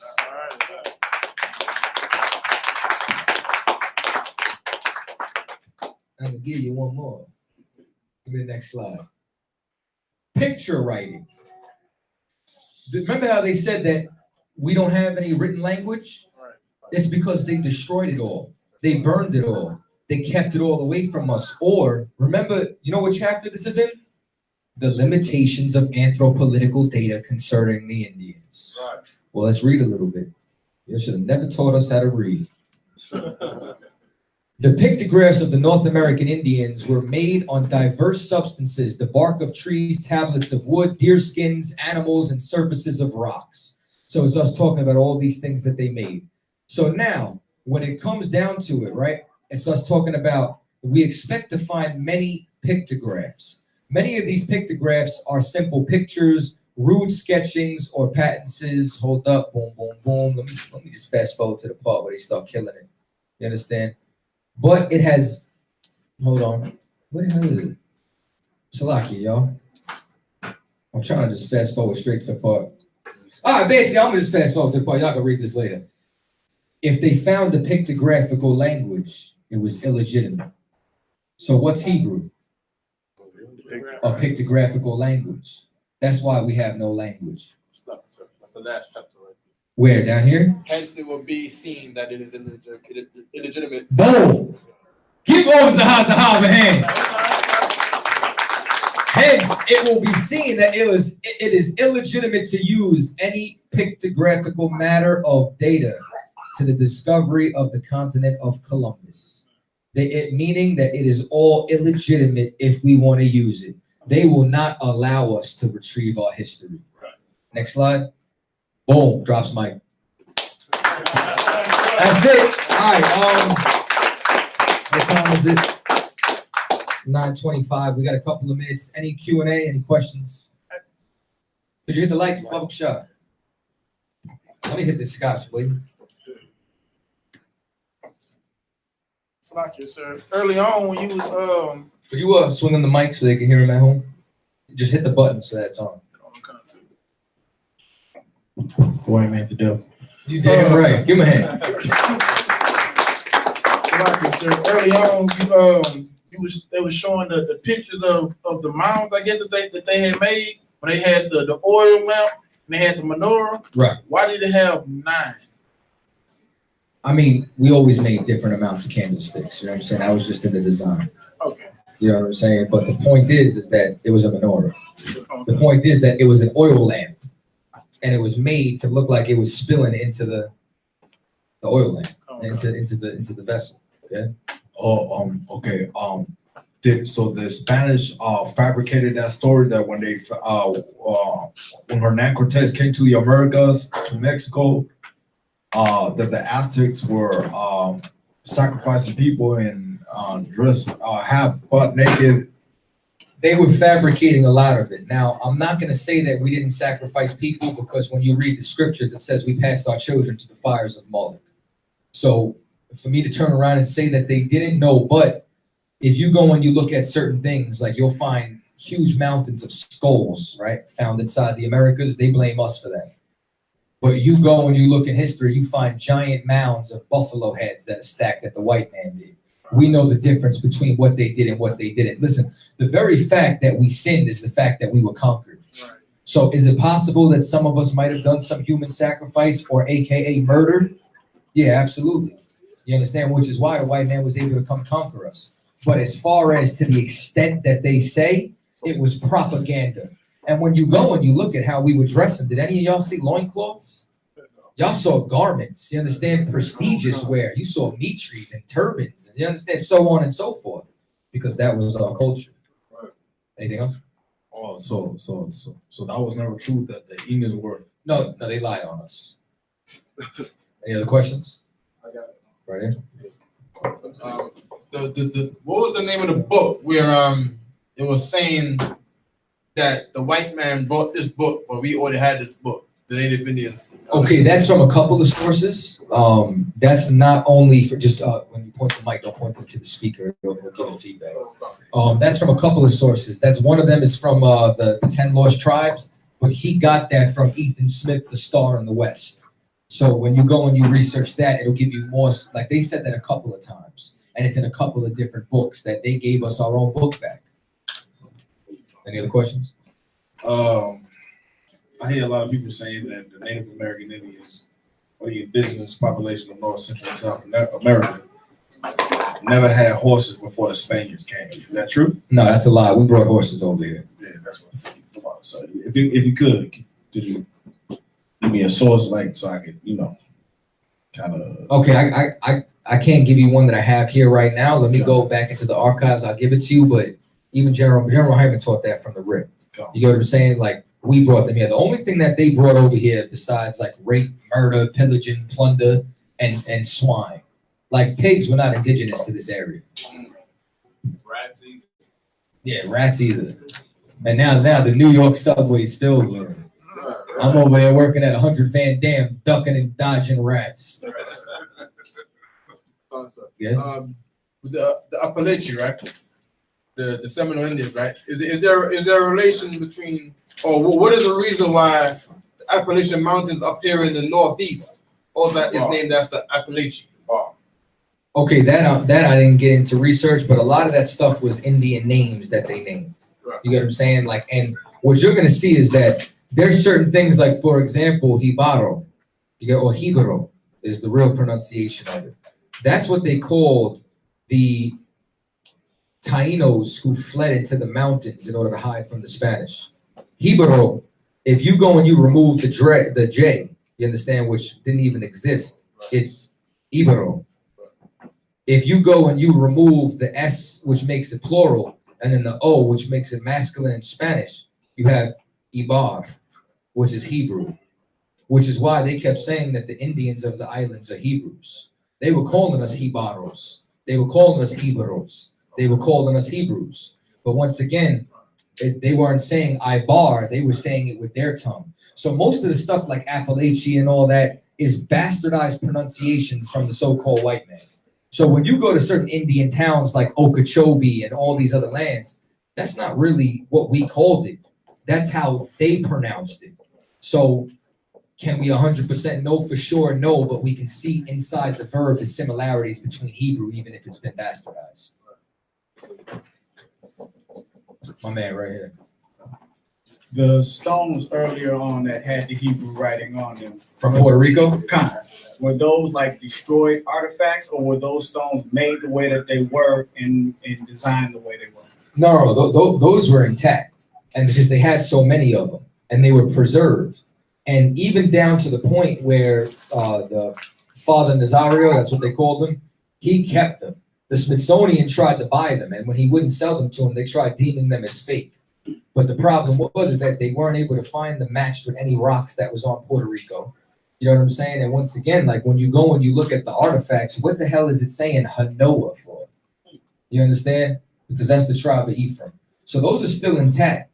You know what I'm saying? Like there's too many artifacts found all throughout the Americas tracing us back to our Hebrew lineage for it to be coincidence. There's too many artifacts for us to turn around and say, oh no, these are they all fakes? Like, never mind the Michigan tablets that they found 33,000 stones for. They deemed those as fakes. I didn't pull them in here. Every single artifact that I pulled, even white scholars agree you can't deny it. And now imagine the ones they are denying. Imagine what they got locked in a damn bunker somewhere. Imagine what they burned. We just read what they burned, what they destroyed. Imagine what we ain't seen yet. But this is why the Lord said what? That the earth shall help the woman and swallow up all that flood of lies that the dragon gave us, which is the so-called white man. Right. Most Iron Christ. Any other questions? Going once? Going twice? All right, so listen, a couple of things. We got Cross the Line coming on next. You know what I'm saying? We're going to take a quick break. Make sure y'all cop some oils from Captain Nazariot. If y'all want some of the music, come see me. You know what I'm saying? Come support. And yo, that concludes the lecture. Wow. Hey, let me get my same crew. Let me get my same crew that help me set this up. Let me get my same crew that help me set this up. Report to me right here.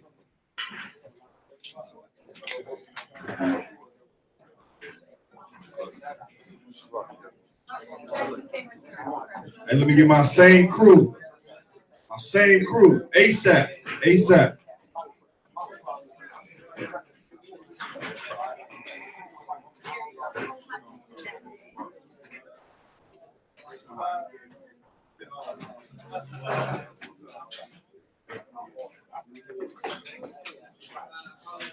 Okay. Hey, listen. If you was in the crew to help me set this up, I need you to be right back here.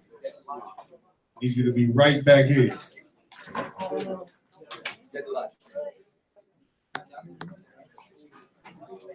I gotta get the password. Get the password, get the live. Hey, you got